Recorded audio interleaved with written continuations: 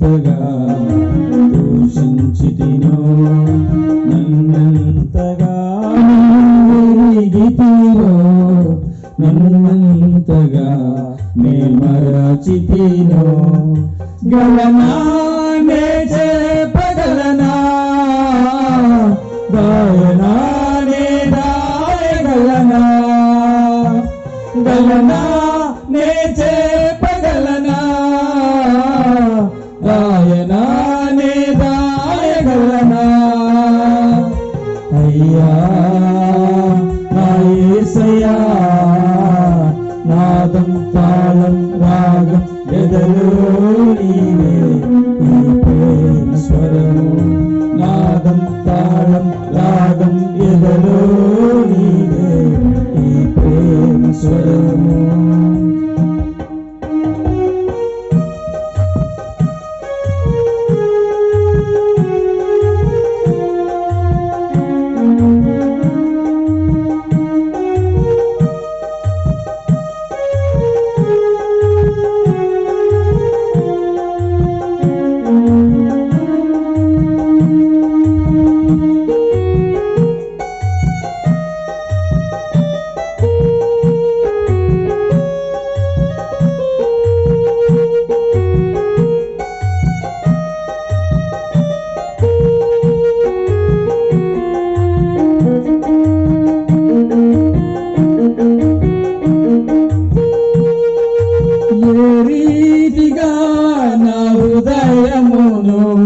నీ ఆత్మతో దీవించితివో, ఏ రీతిగా నా భారమును నీ కరుణతో మోసితివో, ఏ రీతిగా నా హృదయమును నీ ఆత్మతో దీవించితివో,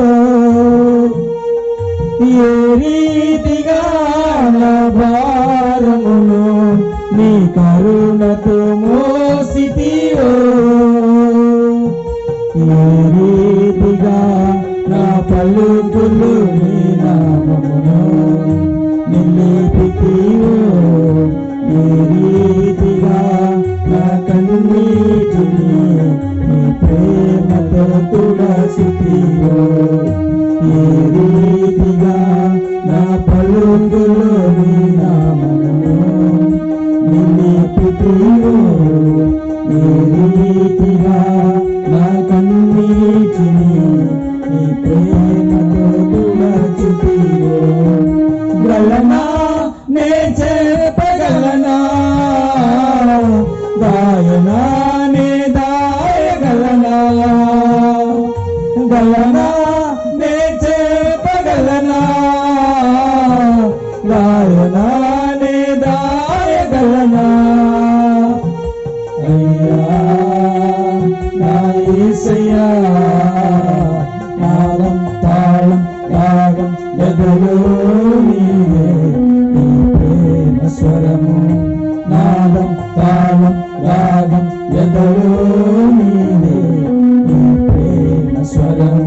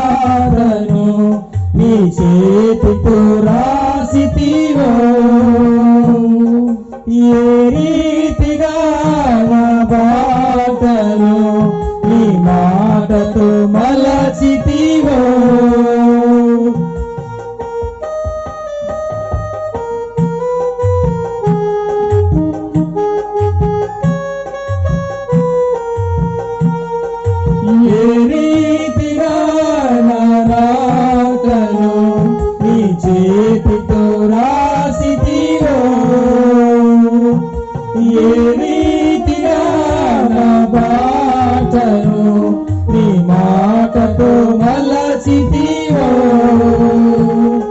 ఏ రీతిగా నా గమ్యమును నీ సిలువతో మార్చితివో, ఈ రీతిగా నా దుర్గమును నీ కృపతో కట్టితివో, ఈ రీతిగా నా గమ్యమును నీ సిలువతో మార్చితివో, ఈ రీతిగా నా దుర్గమును నీ కృపతో కట్టితివో.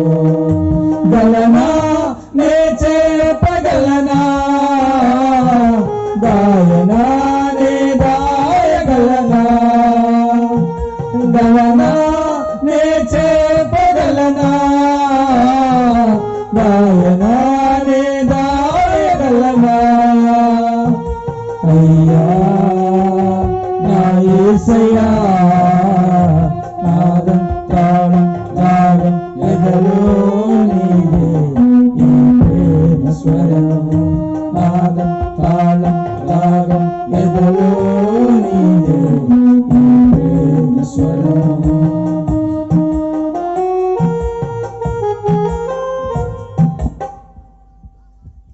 సహోదర సహోదరులు, షారోను సంఘంలో ఉన్నటువంటి పరిశుద్ధులు, బంధువులు, మిత్రులు, మీ అందరికీ మా కుటుంబం తరఫున నా హృదయపూర్వక వందనాలు తెలియజేస్తూ ఉన్నాను. ఒక ఉద్దేశం ఏమిటంటే సువార్త కూడిక ప్రకటించాలనేది. దానికి నాంది ఏమిటంటే మార్తమ్మ అని మా ఇంటి రెండవ కోడలు సంవత్సర కాల క్రితం మరణించారు, ప్రభు సన్నిధిలోకి వెళ్ళిపోయారు. ఆమె మా కుటుంబంలోనికి జూన్ మాసం 25వ తేదీ 1975వ సంవత్సరంలో మోహన్ బాబు భార్యగా ఆరికట్ల వారిపాలెం గ్రామం నుంచి ఇక్కడ మా రెండవ కోడలిగా ప్రవేశించింది. ఆమె మాతో గడిపినటువంటి 45 సంవత్సరాలు కుటుంబ ప్రారంభ దశలు ఆటుపోట్లు ఎన్నో ఎదుర్కొన్నది, ఎన్నో కష్ట సుఖాలను చవిచూసింది. హైదరాబాద్ వెళ్ళిపోయి ఉద్యోగం చేసిన తర్వాత, ఉద్యోగంలో చేరిన తర్వాత జీవితము ఒక స్థిరమైనటువంటి నడవడిలో నడుస్తూ ఉంది. ఆమె నమ్మినటువంటి విశ్వాసం ఏమిటంటే బిడ్డలు దేవుని సన్నిధికి వెళితే వారు ప్రయోజకులు అవుతారు. మార్తమ్మ గొప్పగా చదువుకోలేదు, చదువుకోపోయినా ఆమెకున్నటువంటి గురి ఏమిటంటే నా బిడ్డలను దేవుని మందిరంలోకి వెళితే సత్ప్రవర్తన కలిగిన వారుగా ఉంటారు, దేవుని వాక్యం వింటారు, దేవుని మాటలు దేవుని ప్రజలతో కలిసి మమేకమైపోతూ ఉంటారు అని ఆమె ప్రారంభించినటువంటి ఆ ప్రారంభం ఫలించింది. బిడ్డలు సరైన క్రమశిక్షణలో చదువుకున్నారు, ఉద్యోగస్తులయ్యారు, మంచి హోదాలోకి వచ్చారు. ఆ సందర్భంలో అనేక సార్లు దేవునికి కృతజ్ఞతాస్తుతులు చెల్లిస్తూ కూడా వచ్చాం. ఆమె మరణించిన సమయంలో పరిస్థితులు చాలా భిన్నంగా ఉన్నాయి. కరోనా ప్రారంభానికి ముందు దినాలలో మరణించింది. బెంగళూరులో మరణించిన తరువాత పార్థివ దేహాన్ని సికింద్రాబాద్ తీసుకొని రావడానికి 1-2 దినాలు పట్టింది. 30వ తేదీ అంటే ఈనాటికి సరిగ్గా సంవత్సరానికి సికింద్రాబాద్లో ఆ కార్యక్రమాన్ని మేము జరిపించడం జరిగింది. ఆనాటి ఆలోచన ఏమిటంటే మనం ఏడ్చినా నవ్వినా, సంతోషంగా ఉన్న బాధలో ఉన్న మన ప్రజల మధ్యలో ఉండాలి. అది చేయలేకపోయాం. కాబట్టి మరికొంతకాలానికి లేదా ఈ సంవత్సరానికి జరిగిన తర్వాత అదే దినాల్లో ఎలాగైనా సరే నా ప్రజలందరి మధ్యలో షారోను సంఘం సమక్షంలో దైవజనులను ఆహ్వానించి సువార్త అందించాలనేది ఆనాడు ప్రారంభమైన ఆలోచన ఈ సంవత్సర కాలం అంతా ఒక రూపుదిద్దుకొని ఈనాటికి అది ఒక మంచి కూడికగా ఏర్పాటు చేశాం.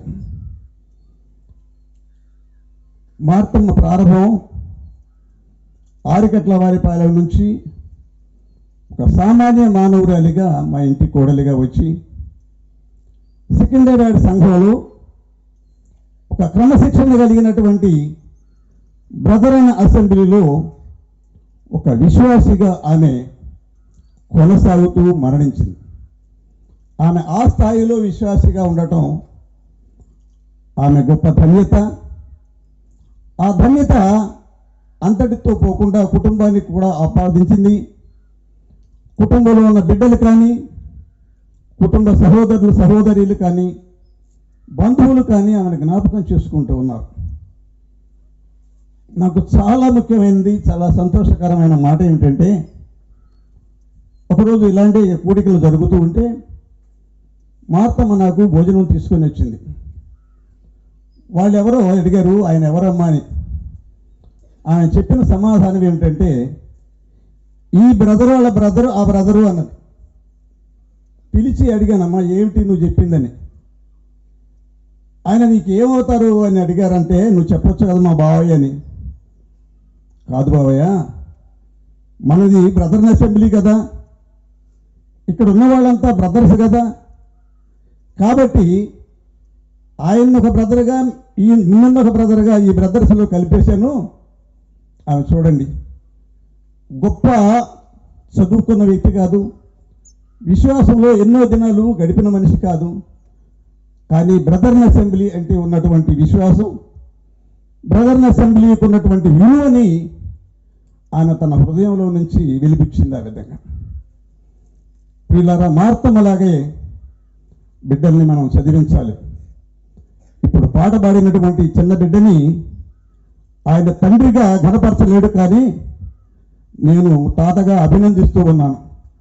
పిల్లలంతా అలాగే విశ్వాసంలో కొనసాగితే వారి విశ్వాస జీవితం నానాటికి ఎదిగి ఒక బలమైనటువంటి విశ్వాసులుగా కొనసాగుతూ ఉంటారు.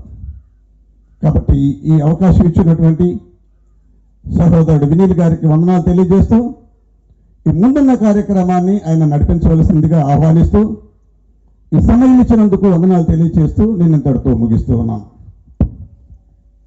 చాలా వందనాలు అంకుల్. మంచిది పిల్లరా, మనం విన్నట్లుగానే మరొక ముఖ్యమైన విషయం ఏమంటే, గత 2020 సంవత్సరం జనవరి 28వ తారీఖు మైకిల్ అంకుల్ సతీమణి మార్తమాంటి గారు ప్రభు చెంతకు చేర్చబడ్డారు. ఆవిడ గురించిన సాక్ష్యాన్ని మనం విన్నాం. ఆమె యొక్క సాక్ష్యాన్ని గురించి కొద్ది నిమిషాలు అంకుల్ చెప్పాడు. నిజమే, బైబిల్ గ్రంథంలో కూడా సాక్ష్యం కలిగిన స్త్రీలు, కుటుంబాలను కట్టుకున్న స్త్రీలు ఎందరో ఉన్నారు. యాకోబు అన్న మాట, ఒంటరిగా యాకోబు యోర్దాను దాటి వెళ్ళి, ఎబ్బోకురేవు దాటి వెళ్ళి తిరిగి వస్తూ అన్నమాట దేవునితో ఏమన్నాడు, నేను నా చేతి కర్రతో మాత్రమే యోర్దాను దాటి తిని ఇప్పుడు 2 గుంపులై తిని అన్నాడు. దానికంటే ముందుగా సమయం లేదు కాబట్టి నేను ముగించదలుచుకున్నాను. ఏమాటంటే, బేతేలుకు తిరిగి రమ్మన్నాడు దేవుడు. వారు బేతేలుకు తిరిగి వచ్చారు. బేతేలులో ప్రభువుని ఆరాధించి బెత్లెహేము ఎఫ్రతా మార్గములో ఆమె మృతి చెంది పాతి పెట్టబడిందని వ్రాయబడింది. కాబట్టి రామాలో అంగలార్పు వినబడునని ఇర్మియా 31లో, అలాగే మత్తయి స్వార్థలో కూడా మరలా స్వార్థికుడైన యోహాను మత్తయి జ్ఞాపకం చేసినట్లుగా బెత్లెహేము రొట్టెల ఇల్లు అనగా సంఘం. కాబట్టి మార్తమ్మ గారు సంఘంలో, సంఘ సహవాసంలో మృతి చెందారు. అది గొప్ప విషయం. ఆమె అంతం చాలా అద్భుతంగా ఉంది. జ్ఞాపకం చేసుకుందాం, మన ఆరంభం కంటే మన అంతం ప్రాముఖ్యంగా బాగుండాలి. కొందరి ఆరంభాలు బాగుంటాయి, అంతాలు బాగోవు. కొందరు ఆరంభం సరిగా లేకపోయినా వారి చక్కగా వారి అంతం ఉంటుంది. కొంతమంది అంతం ఆరంభం కూడా బాగుంటుంది. రాహేలు యొక్క జీవితాన్ని మనం గమనిస్తే యాకోబు ప్రేమించిన భార్యగా ఆమె అంతము బాగుంది, మధ్యలో చిన్న చిన్న ఒడుగులు ఉన్నా ఆమె అంతము బాగుంది. ఆమె సంఘములో సంఘ సహవాసములో మృతి చెందింది కదా. బిలాము ఆరంభం బాగుంది, అంతం ఎలా ఉంది? నీతిమంతుల మరణం వంటి మరణం నాకు లభించునుగాక అన్నాడు. ఎలా లభిస్తుంది? కాబట్టి మనం కార్య ఆరంభము కంటే కార్య అంతం శ్రేష్టమని దేవుని వాక్యం తెలియజేస్తున్నట్లుగా మనం ఆరంభం ఎలా ఉన్నప్పటికీ మన అంతం సరిగా ఉండాలి. ఆమె సంఘములో సంఘ సహవాసంలో మృతి చెందింది. ఇది ప్రాముఖ్యం. ఆర్భాటముతో ప్రధాన దూత శబ్దంతో దేవుని బోరతో పరలోకము నుండి ప్రభువు దిగివచ్చును. ప్రభు నుండి మృతులైన మృతులు మొదట లేతురు. ఆమె సజీవులు వలన మనం తిరిగి మార్పు చెంది మహిమదేవములతో వారితో పాటుగా ప్రభుని ఎదుర్కొంటకు మేఘముల మీద కొనిపోబడుదుము. కాగా మనం సదాకాలము ఆయనతో కూడా ఉంటాం. This is the hope of Christians. ఇదే క్రైస్తవ నిరీక్షణ. మార్తమ్మ గారిని మరలా మనం చూడగలమన్న నిరీక్షణ ప్రభు బిడ్డలంగా ప్రభు మనకు అనుగ్రహించాడు. కాబట్టి సంఘంతో సంఘ సహవాసంతో సంబంధం కలిగి ఉండటం చాలా ప్రాముఖ్యం. మన అంతం సంఘ సహవాసం అయితే ఎంతైనా శ్రేష్టం. కాబట్టి ఉదయకాలం ఇంకా ప్రభువుని నమ్మని వారు ఎవరైనా ఉన్నారా? ప్రభువుని నమ్ముకోండి, ఆయన సొంత రక్షకుని అంగీకరించండి, పరలోక రాజ్యానికి వారసులు కండి. మరలా మనం కలుసుకునే అవకాశం దేవుడు మనకు అనుగ్రహిస్తున్న ఒకే ఒక అవకాశం. ఆయన బిడ్డలుగా మనం మార్చబడితే తప్పక మనం కలుసుకోగలమన్న నిరీక్షణ ప్రభు మనకు అనుగ్రహిస్తూ ఉండగా ఉదయకాలం ఆరంభంలోనే స్వార్థ సందేశంగా అందిస్తూ ఉన్నాం. ఇంకా ప్రభువుని నమ్మని వారు ఎవరైనా ఉంటే మీ అంతాన్ని సరిగా ముగించుకోవాలి, పరలోకం చేరాలి అంటే యేసుక్రీస్తు ప్రభువు మాత్రమే మార్గం.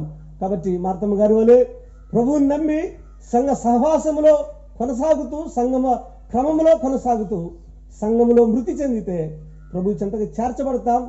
విశ్రాంతిలో సదాకాలం ప్రభుతో కూడా మనం ఉంటాం. కాబట్టి ఆంటీని బట్టి ప్రభుని స్తుతిస్తూ ఉన్నాం. మాత్రమే కాదు, ఆ సంవత్సరం అంతట్లో ఇప్పటికి సంవత్సరం దాటిపోయింది. ఆయన ప్రభు ఆ కుటుంబాన్ని ధైర్యపరిచాడు, ఆదరించాడు, ఓదార్చాడు, ఆ కుటుంబాన్ని బలపరిచి ముందుకు నడిపిస్తూ ఉన్నాడు. అందుని బట్టి ప్రభువునే విశేషంగా స్తుతిస్తూ ఘనపరుస్తూ అలాగే మరి తండ్రులలో పెద్దలు బాబురావు అంకుల్ గారు మాట్లాడారు. మరి వారి కుటుంబంలో పిల్లల పక్షంగా ఎవరైనా వచ్చి మరి వారి కుటుంబంలో వారి పట్ల దేవుడు ఇన్ని సంవత్సరాలుగా తన నమ్మకత్వాన్ని చూపిస్తూ వారిని పోషిస్తూ కాపాడుతూ భద్రపరుస్తూ మరలా మన మధ్యకు క్షేమంగా నడిపించి ఇన్ని సంవత్సరాలుగా ఆయన చేస్తున్న ఉపకారాలను మరి వివరించాలని ఎవరైనా ఆశ కలిగిన కుమారుల్లో ఒకరు లేక ఇద్దరు 5 లేక 10 నిమిషాలు వివరించాలని ప్రేమతో ఆహ్వానిస్తూ ఉన్నాం. ప్రభు నామమున చేరిన అందరికీ వందనాలు తెలుపుతున్నాను. నా పేరు doctor B Battula Suresh Babu. Michael వాళ్ళ రెండో కొడుకుని. అక్క సామ్రాజ్యం ఒంగోలులో ఉంటుంది. తమ్ముడు చక్రవర్తి బెంగళూరులో ఉంటాడు. ముఖ్యంగా మన మధ్య మన ప్రభు అయిన యేసుక్రీస్తు ప్రభు గారు ఉన్నారు మన మధ్య. ప్రధానంగా అది మనకి ఇంపార్టెంట్. ఆయన మనకు ఆ నిరీక్షణ ఇచ్చాడు. మనకి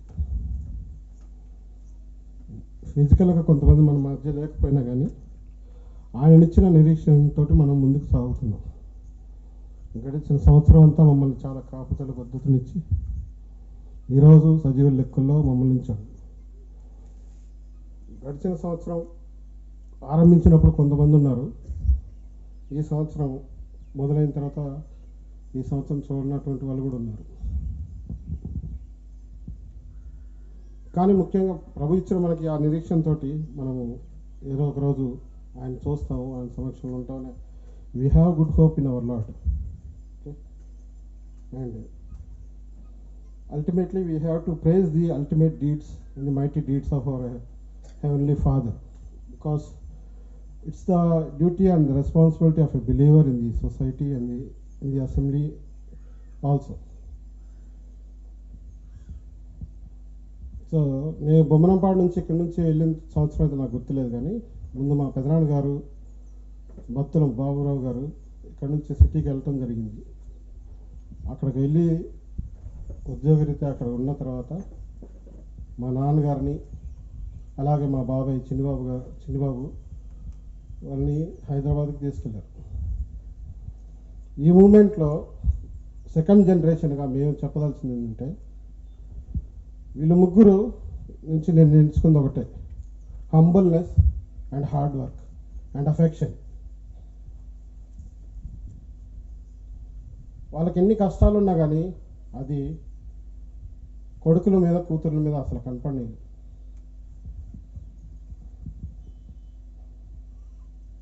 ఇక మా బొత్తులోల కుటుంబంలో ఇద్దరు ఆడపిల్లలు, సామ్రాజ్యం మా అక్క, రెండో అక్క పల్లవి. అక్కడ తీసుకెళ్ళి మా పెదనాన్నగారు నాన్నని తీసుకెళ్ళి అక్కడ ఉద్యోగరీత్యా అక్కడ చూపించి నేషనల్ ఇన్సూరెన్స్ కంపెనీలో చేశారు. తర్వాత ప్రైవేట్ ఉద్యోగంలో మా పెదనాన్న సెట్ చేశారు. ముగ్గురు ఫ్యామిలీస్ అక్కడికి వెళ్ళిన తర్వాత చాలా అఫెక్షనేట్గా మమ్మల్ని ఇనీషియల్గా, తర్వాత ఎట్లా మోటివేట్ చేయాలి, ఎట్లా చదువుకోవాలి అని మా పెదనాన్నగారు కానీ మా పెద్దమ్మ వాళ్ళు కానీ వాళ్ళు ఉండి మమ్మల్ని చాలా ధైర్యపరిచి హత్తుకున్నారు. తర్వాత ఇక్కడ స్థానిక సంఘం కూడా మమ్మల్ని బాగా గుర్తుపెట్టుకుంది. ప్రధానంగా తండ్రి మన ప్రభువు మనకి ఇచ్చింది తలగా ఉంచుతాను కానీ తోకగా అయితే ఉంచమని చెప్పాడు. అక్కడ చేరిన తర్వాత ఇక మా ఎడ్యుకేషన్ స్టార్ట్ అయింది. ఇంటర్మీడియట్ 10th క్లాస్ తర్వాత ఏపీఆర్జేసీ నాగార్జున సాగర్లో ఇంటర్మీడియట్ చేశాను. యూనివర్సిటీ 8th ర్యాంక్ వచ్చింది. ఎంట్రన్స్ ఎగ్జామ్లో స్టేట్ 8th ర్యాంక్ వచ్చింది. తర్వాత డిగ్రీ నిజాం కాలేజ్ చేయటం జరిగింది. తర్వాత PG Hyderabad central university, MA, MPhil, PhD అక్కడే చేయటం జరిగింది. చేసిన తర్వాత ఉద్యోగరీత్యా ప్రైవేట్ జాబ్ అవి చేసుకుంటూ ఉండేవాడిని. ఇక సైమల్టేనియస్గా ఇవన్నీ ప్రిపేర్ అవుతూ స్టాఫ్ సెలక్షన్ కమిషన్కి రాయటం జరిగింది. అందులో జూనియర్ టెక్నికల్ ఆఫీసర్గా జాబ్ వచ్చింది. ఇప్పుడు ప్రస్తుతానికి ఢిల్లీలో సెంట్రల్ సెక్రటేరియట్లో జూనియర్ టెక్నికల్ ఆఫీసర్గా పనిచేస్తున్నాను. ఇది నా గొప్పతనం నేను చేసింది అనేది కాదు, కానీ దేవుడి యందు భయభక్తులు ఉంటే ఆయన ఆ జ్ఞానం ఇస్తాడు మనకి. మా తల్లిదండ్రులు కానీ మా పెద్దనాన్న మా చిన్నోళ్ళు కానీ సంఘానికి సండే వెళ్ళాలి చర్చికి. నీకేమైనా పని ఉంది. మా నాన్న చాలాసార్లు తిట్టేవాడు. నేను ప్రైవేట్ జాబ్ చేసేటప్పుడు వెళ్ళేవాడిని కూడా కాదు. మా నాన్న చాలాసార్లు తిట్టేవాడు సండే ఆరాధనకు రావాలని. అంటే స్టార్టింగ్ నుంచి మా ఆ ప్రయారిటీ అది మాకు ఇవ్వటం అనేది అది మాకు ఇంపార్ట్ అయిపోయి మాకు సండే వస్తే ఆటోమేటిక్గా సంఘానికి వెళ్తాం. ప్రభువుని ముఖ్యంగా ఆరాధించటానికి, స్తుతించటానికి.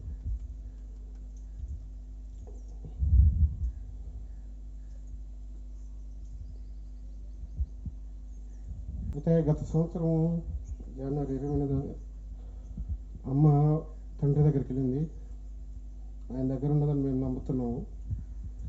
అయితే ఆ తర్వాత ఇమీడియట్గా లాక్డౌన్ అనేది ఏర్పడింది, కరోనా వైరస్ వల్ల. సో తండ్రిని మా నాన్న ఎక్కడికి తీసుకెళ్ళాము బయటికి రిఫ్రెష్ చేయటానికి. అదే ఇంట్లోనే నేను ఫిబ్రవరిలో ఢిల్లీకి వెళ్ళటం జరిగింది. డాడీ లాక్డౌన్ టైంలో ఇంట్లోనే ఉన్నాడు, అదే ఇంట్లో ఉన్నాడు. మా ఫాదర్ ఎలా ఉంటారు ఏంటి, ఆయన ఆరోగ్య పరిస్థితి ఏంటి, మెంటల్ కండిషన్ ఏంటి, ఎలా ఉంటారు అనేది చాలా వరీగా ఉండేది. లాక్డౌన్లో చాలా క్రిటికల్ కండిషన్లో ఉన్నాం.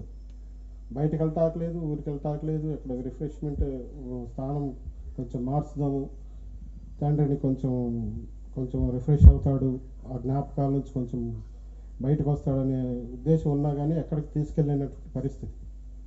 అటువంటి సమయంలో తండ్రి మా నాన్నని తన హస్తంలో పట్టుకొని ధైర్యపరిచి మమ్మల్ని ధైర్యమిచ్చాడు. అలాగే కుటుంబ సభ్యులను కూడా అనారోగ్యంతో ఉన్నా కానీ అన్ని రకాలుగా తండ్రి మాతో నుండి స్వస్థతనిస్తూ బలపరుస్తూ ముందుకు నడిపించాడు.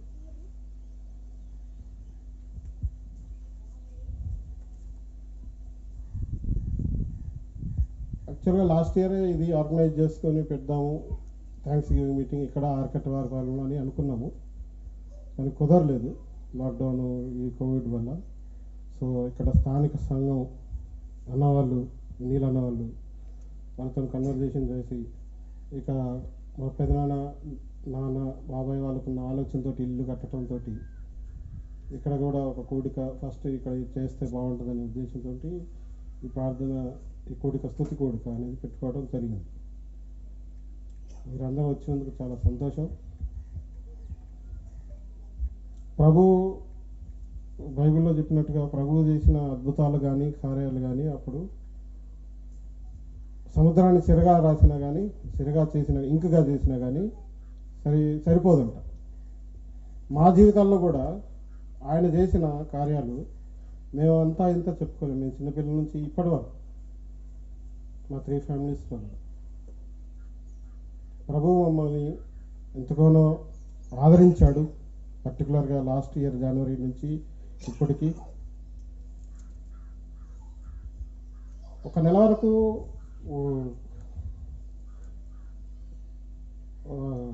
ఆలోచన ఎంత తీసేద్దామన్నా కానీ నిరీక్షణ అయితే ఉంది, కానీ మామూలుగా మనము ఆ ఆలోచన అనేది పోలేదు, ఇప్పటికీ పోవట్లేదు. సందర్భం వస్తే కొంచెం టఫ్గానే ఉంటుంది. కానీ దీనికంటే ముఖ్యంగా తండ్రి మనకిచ్చిన నిరీక్షణ, హోప్కి ప్లస్ ఆయన ఇచ్చిన ఆదరణకి తండ్రికి ఎప్పుడు జీవితం ఎంత స్థుతులు చెల్లించినా సరిపోదు. సో మరొకసారి మీ టైంని మీరు మాకు కేటాయించి ప్రభువుని ఆరాధించి మాతో పాటు కూడి స్తుతి చెల్లించడానికి మీరందరూ వచ్చినందుకు చాలా థ్యాంక్స్. అలాగే మేము కూడా అన్న వాక్యం కోసం వెయిట్ చేస్తున్నాము. విని ఇంకా ప్రభువులో మనం బలపరచాలని కోరుకుంటున్నాం. Thank you. అన్న కర్నూలు ఎమ్మిగనూరు నుంచి వచ్చారు స్పీకర్. చాలా థ్యాంక్స్ అన్న వచ్చినందుకు. We are waiting for your word. Thank you for your wonderful testimony.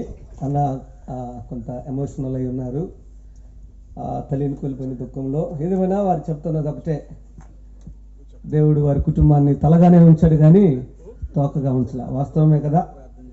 సింహం పిల్లలు ఏమి గలవై ఆకలి గునేమో కానీ ఆయన యందు విశ్వాసం ఉంచిన వారికి ఏ కొదువ ఉండదు అన్నాడు. కాబట్టి దేవుణ్ణి వారు పట్టుదలగా పట్టుకున్నారు. తల్లిదండ్రులు వేసిన బాటలో వారు నడిచి ప్రభువుని గట్టిగా హత్తుకున్నారు, పట్టుకున్నారు. ప్రభు కూడా వారిని అలాగే హెచ్చించి ఆశీర్వదించి నేడు ఈ స్థితిలో ఉంచాడు. కాబట్టి సమస్త మహిమాఘనత ప్రభావములు ఆ ప్రభువుకే చెల్లిస్తూ ఉన్నాం. ఈ సమయంలో కుటుంబం కొరకై ఒక చిన్న ప్రార్థన లేక కుటుంబ పక్షంగా దేవుడు చేసిన మేలును మరి ఎత్తిపట్టాలని దేవుని దాసులు ప్రసాదాన్ని ఆహ్వానిస్తూ ఉన్నాం. ఆ తర్వాత ఒక కీర్తన ఉంటుంది. ఆ కీర్తన తదుపరి దేవుని దాసులు ఎమ్మిగనూరు నుండి మన మధ్యకు వచ్చిన ఎబినేజర్ పవిత్రనన్న వాక్య సందేశం అందిస్తారు. మరి మైకిల్ అంకుల్ కుటుంబంలో మరి ఇంకా సురేష్ అని చెప్పలేదు, వారి భార్యాభర్త కోవిడ్తో సఫర్ అయ్యారు. ఈ క్రైసిస్ అన్నిటి మధ్య మరి ఆ 3 కుటుంబాలను ప్రభు ఇన్ని సంవత్సరాలుగా కాపాడి క్షేమమిచ్చి భద్రత ఇచ్చి పోషించాడు, తిరిగి మన మధ్యకు నడిపించాడు. కాబట్టి ఆయన చేసిన మేలన్నిటిని బట్టి దేవుని దాసులు కుటుంబం పక్షంగా ప్రభువుని కొద్ది నిమిషాలు క్లుప్తంగా స్తుతులు చెల్లిస్తారు. తదుపరి ఒక కీర్తన మనం విని తరువాత దేవుని వాక్యాన్ని ఈ సందర్భంగా మనం ఆలకిద్దాం. ఆరుడువైన యేసు ప్రభువా, నీ అత్యున్నతమైన మీ దయను బట్టి, ప్రేమ కలిగిన నీ కృపను బట్టి తరల వంచి మిమ్మల్ని పూజిస్తున్నాం. నీవు ఎంతైనా నమ్మదగిన దేవుడునైనా, ఏ పరిస్థితుల్లోనైనా నీవు మాకు చాలిన దేవుడుగా ఉన్నందుకు మీకు స్తోత్రములు చెల్లిస్తూ ఉన్నాం. ఈ ఉదయకాల సమయంలో మరి మైకిల్ అంకుల్ వారి కుటుంబం పట్ల మీరు చూపిన నీ ప్రేమను బట్టి, మీరు చేస్తున్న కార్యాలను బట్టి మీకు స్తోత్రములు చెల్లిస్తున్నాం. కుటుంబంలో ఉన్న వారందరినీ మీరు రక్షించారు, పాప శాప నియమముల నుంచి విడిపించి మిమ్మల్ని ఆరాధికులుగా చేసుకున్నారు. ప్రభువా, మిమ్మల్ని స్తుతిస్తున్నాం. ఇంకా విశ్వాస జీవిత యాత్రలో మీరు బలపరచండి. ప్రభువా, నీ కృపకై మిమ్మల్ని స్తుతిస్తున్నాం. మరి మైకిల్ అంకుల్ వారి సతీమణి మీ సన్నిధికి చేర్చబడింది. కుమారుల హృదయంలో కొంత ఎడబాటు బాధ ఉంది. అయినా వారి హృదయంలో ఒక నిరీక్షణ ఇచ్చావు. ఒక దినం మా తల్లిని చూస్తాము, నీతో కూడా కలిసి ఆనందిస్తాము అన్న ఒక నిరీక్షణ వారి హృదయంలో మీరు ఇచ్చినందుకు మీకు స్తోత్రములు చెల్లిస్తున్నాం. ఇంకా రానున్న దినాలలో నీ బిడ్డలు నీ నామ మహిమార్థమై జీవించడానికి ఈ బొమ్మనంపాడు గ్రామంలో ఉన్న స్థానిక సంఘం యొక్క క్షేమం కొరకు, ఇక్కడ ఉన్న ప్రజల రక్షణ కొరకై నీ బిడ్డలు ఒక పాత్రలుగా వాడబడటానికి నీ కృపను అనుగ్రహించమని ప్రార్థన చేస్తున్నాం. అదే సమయంలో బాబు రాంకులను బట్టి వారి కుటుంబాన్ని బట్టి కూడా మీకు స్తోత్రములు. మీ దాసులకు కుటుంబం పట్ల మీరు ఇచ్చిన బాధ్యతను బట్టి, బిడ్డల పట్ల వారికి ఇచ్చిన భారాన్ని బట్టి మీకు స్తోత్రములు. బిడ్డలను మీ సన్నిధిలో పెంచడానికి వారికి మీరు అనుగ్రహించిన ఆ మంచి మనసును బట్టి మీకు స్తోత్రములు. తండ్రి, మా ఎదుట వారు ఇస్తున్నటువంటి సాక్ష్యాన్ని మేము వింటుండగా ఈ గ్రామంలో ఉన్నవారు కూడా వారి బిడ్డలను మీ దయలో పెంచగలిగినట్లుగా, నీ యందు భయభక్తులు కలిగి జీవించగలిగినట్లుగా మీ కృపను అనుగ్రహించండి. ఇంతవరకునైనా వారి కుటుంబ జీవితంలో మీరు చేసిన మేళ్ళకై మీకు స్తోత్రములు. ఇంకా రానున్న దినాలలో నీ నామ మహిమార్థమై బిడ్డలు జీవించడానికి సహాయం చేయమని, మరి ముందున్న సమయాన్ని మీ దాసులను మీ దయగల చేతులకు అప్పగిస్తూ యేసు ప్రభు నామములోనే స్తోత్రములు చెల్లిస్తూ వేడుకొనుచున్నాము తండ్రి. ఆమేన్.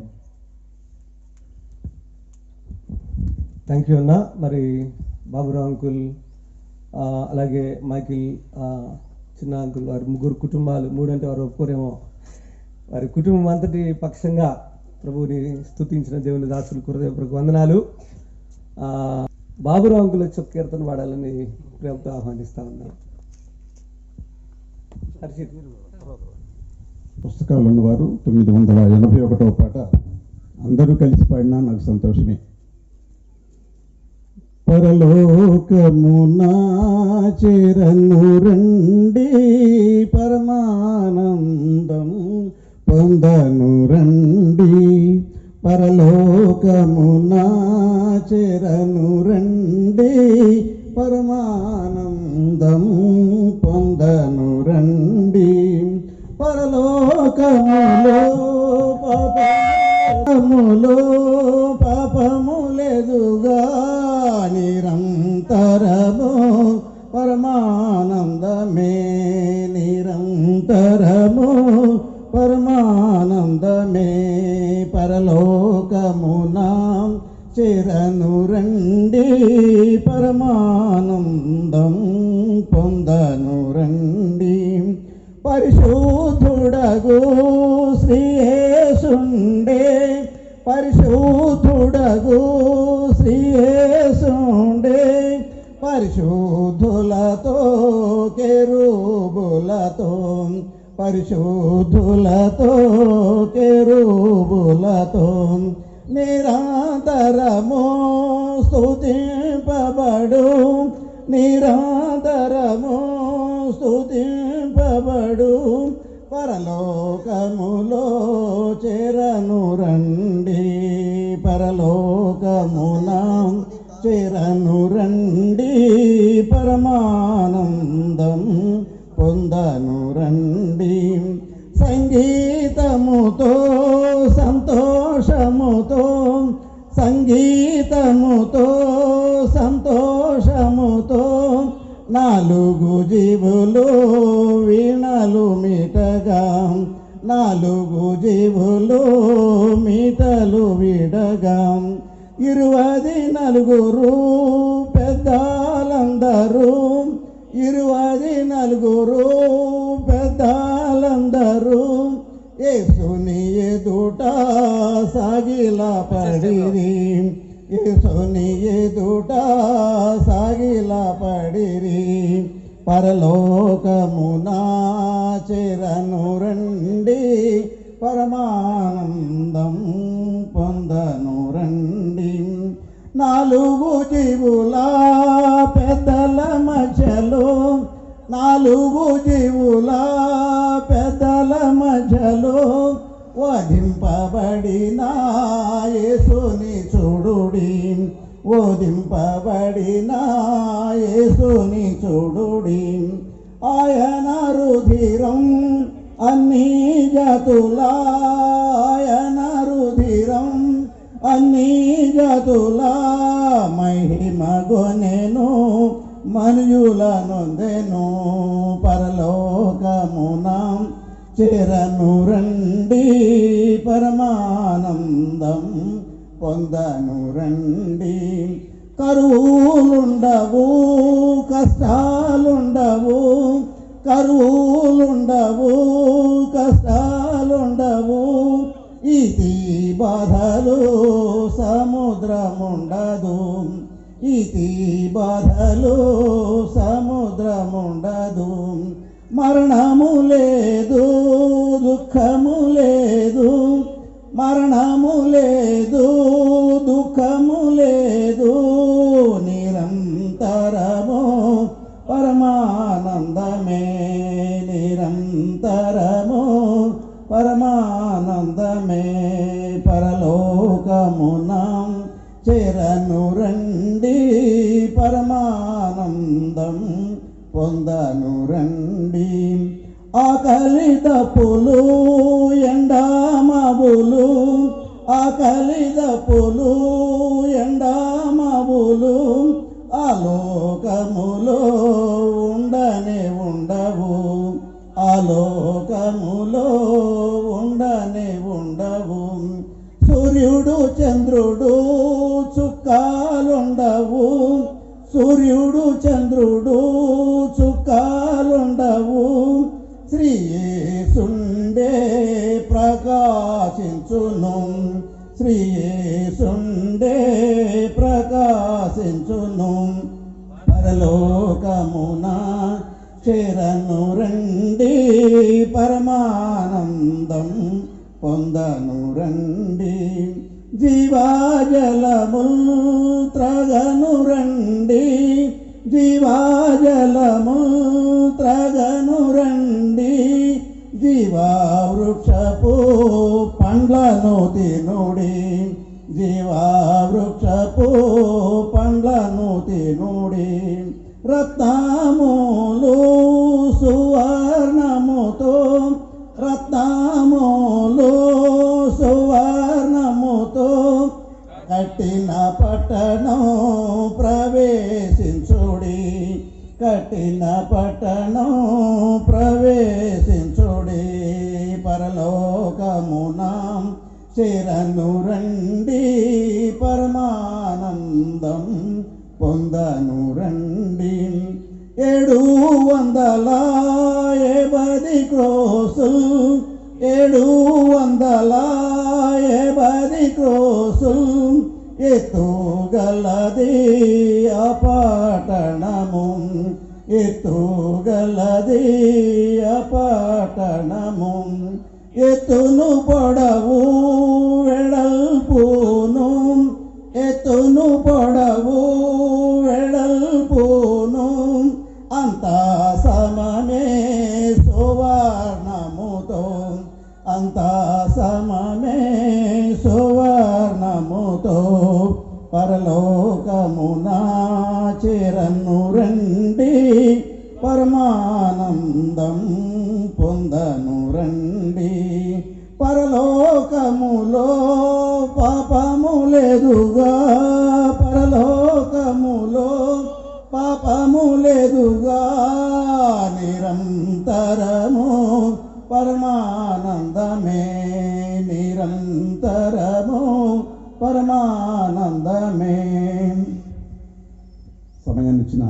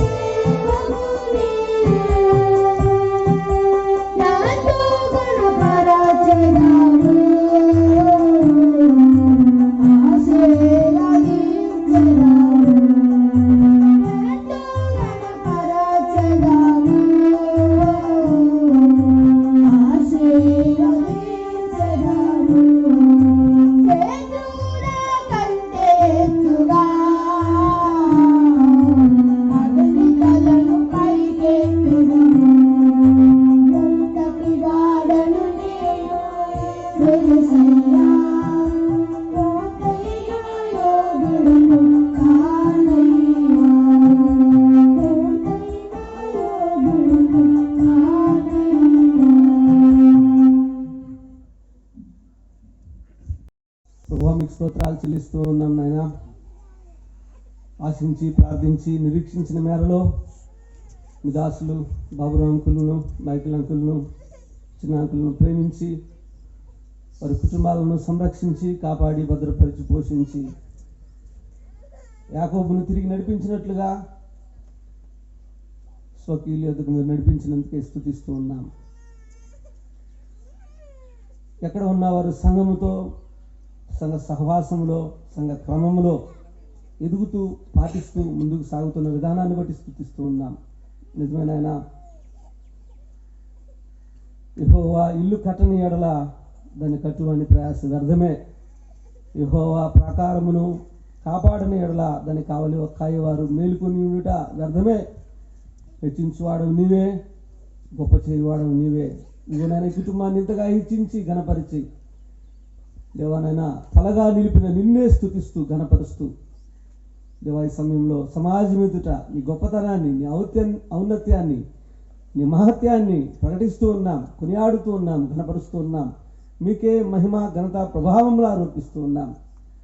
ప్రభువా మీరు చేసిన ఉపకారాలన్నింటికీ బదులుగా ఎవరు ఏమీ ఇవ్వలేరు నాయన. శిరస్సు వంచి వారితో పాటుగా మేమందరము మీకే స్తోత్రాలు చెల్లిస్తూ మెట్టుకునైనా మరి మీ మాటలు ప్రకటించడానికి మీ దాసులు సిద్ధంగా ఉండగా బలపరిచి మా అందరికీ క్షేమకరమైన సందేశం మీ దాసుని నోట ఉంచి పలికించమని, మహిమ పొందమని, ఇంకా నమ్మని వారు ఉన్నారా నమ్మటానికి, నమ్మిన వారు మేలు పొంది ఆత్మీయంగా బలపడటానికి దేవాలైనా మరి మీ దాసుని బలపరిచి మీ సాధనంగా ఉపయోగించుకొని అవసరమైన సంగతులు పలికించి మహిమ పొందమని సమస్తాన్ని దగిలిన హస్తాలకు అప్పగించుకుంటూ మా మంచి సహాయకుడైన క్రీస్తు యేసు శక్తిగల నామమున స్తుతించి ప్రార్థించి దీనులమై వేడుకొనుచున్నాము తండ్రి. ఆమేన్. మన మధ్యకు వచ్చిన ఎబెనేజర్ పవిత్రన్ గారు వాక్య సందేశం అందిస్తూ ఉండగా శ్రద్ధగా ఆలకించి మేలుకుంటాం.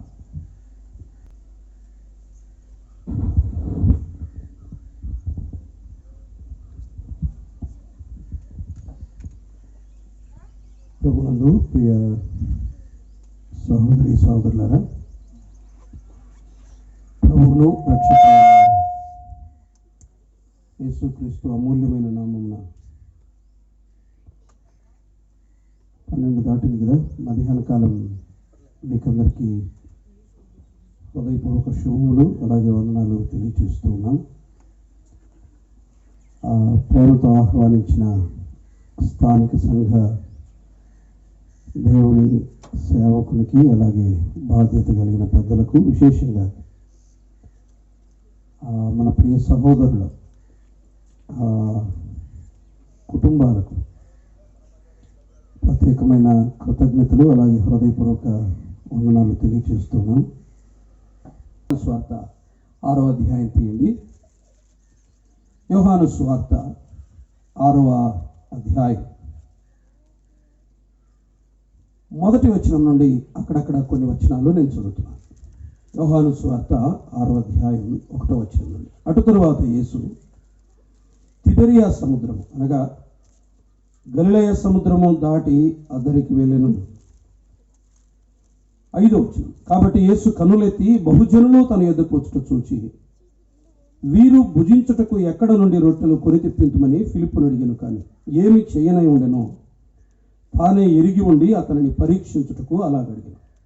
అందుకు ఫిలిప్పు, వారిలో ప్రతివాడును కొంచెము కొంచెము పుచ్చుకొనుటకైనను 200 దేనారముల రొట్టెలు చాలవని ఆయనతో చెప్పాను. 12వ వచనం చదువుతున్నాను. వారు తృప్తిగా తినిన తర్వాత ఏమీ నష్టపడకుండా మిగిలిన ముక్కలు పోగు చేయడని తన శిష్యులతో చెప్పాను. ఆ వచనాన్ని అలా పెట్టుకోండి. మరొక 2 లేఖన భాగాలు చదివిపిస్తాను. మార్కు సువార్త 6వ అధ్యాయం. మార్కు సువార్త సందర్భం అది నేపథ్యం, ఇది వర్తమానం. 6వ అధ్యాయం అదే సందర్భంలోనే మరొక వచ్చిన భాగం 35వ వచనం చదువుదాం. 35వ వచనం. చాలా ప్రొద్దుపోయిన తర్వాత ఆయన శిష్యులు ఆయన ఎద్దకు వచ్చి, ఇది అరణ్య ప్రదేశము. ఆ మాట కూడా గుర్తుపెట్టుకోండి. చాలా ఏమన్నది అక్కడ? ఇప్పుడు చాలా ప్రొద్దుపోయినది అని అన్నాడు. ఆ మాట గుర్తుపెట్టుకోండి. 2వ మాట 6వ అధ్యాయం 38వ వచనం. 6వ అధ్యాయం 38వ వచనం. అందుకు ఆయన మీ యొద్ద ఎన్ని రొట్టెలు ఉన్నవి అని అన్నాడు. యోహాను సువార్త 6వ అధ్యాయంలో ఇంకొక మాట ఉంటుంది 12వ వచనంలో, మిగిలిన ముక్కలను పోగు చేయుడి అన్నాడు. 3 ముక్కలు గుర్తుపెట్టుకోండి చాలు, వర్తమానం అదే. ఒకటేంటి? చాలా పొద్దుపోయింది అని అన్నాడు. 2వ మాట మీ యొద్ద ఎన్ని రొట్టెలు ఉన్నవి అని అన్నాడు. 3వ మాట ఏంటి? మిగిలిన ముక్కలు పోగు చేయడి. ఈ 3 మాటలు గుర్తుపెట్టుకోండి. ప్రార్థన చేసి ధ్యానం చేద్దాం. నమ్మదగిన తండ్రి, మీకు స్తోత్రం చెల్లిస్తున్నాను. లేఖనము మీది, ప్రజలు మీ వారు, నిలవబడిన మీ దాసుడు వట్టివాడు. జ్ఞాపకం చేసుకోండి. మీ ప్రియ కుమారుని మహిమార్థమై, మీ ప్రజల క్షేమము కొరకై, ఆదరణ కొరకై నిష్ప్రయోజకుడైన మీ దాసుని మీరు ఉపయోగించుకున్నామని క్రీస్తు యేసు అమూల్యమైన నామమున వినయ మనసుతో స్తుతించి ప్రార్థన చేస్తున్నాం మా పరమ తండ్రి. ఆమేన్. ప్రియులారా, ఈ మధ్యాహ్న కాలం వేళ దేవుని గ్రంథంలో ప్రభు అయిన యేసుక్రీస్తు వారు భూమి మీద ఉండగా ఆయన చేసిన అద్భుతాలు ఉన్నాయి. మొత్తం 4 సువార్తల్లో కలిసి ఆయన రాయబడిన అద్భుతాలు అనేకం చేశాడు. దాదాపు 35 అద్భుతాలు నమోదు చేయబడ్డాయి మొత్తం 4 సువార్తలు. అయితే యోహాను సువార్తలో మాత్రమే ప్రస్తావించబడిన సూచక క్రియలు, అవి అద్భుతాలు మహత్కార్యాలకు బదులుగా సూచక క్రియలు అనే పదాన్ని యోహాను సువార్తలో వాడతాడు. ఒక్క యోహాను సువార్తలోనే దాదాపు 8 సూచక్రియలు, 7 సూచక్రియలు మరణానికి ముందు, మరణం జయించి తిరిగి లేచిన తర్వాత 21వ అధ్యాయంలో మరొక సూచక్రియ, మొత్తం కలుపుకొని 8 సూచక్రియలు చేశాడు. అవి రాయటానికి కారణం కూడా యోహాను రాశాడు.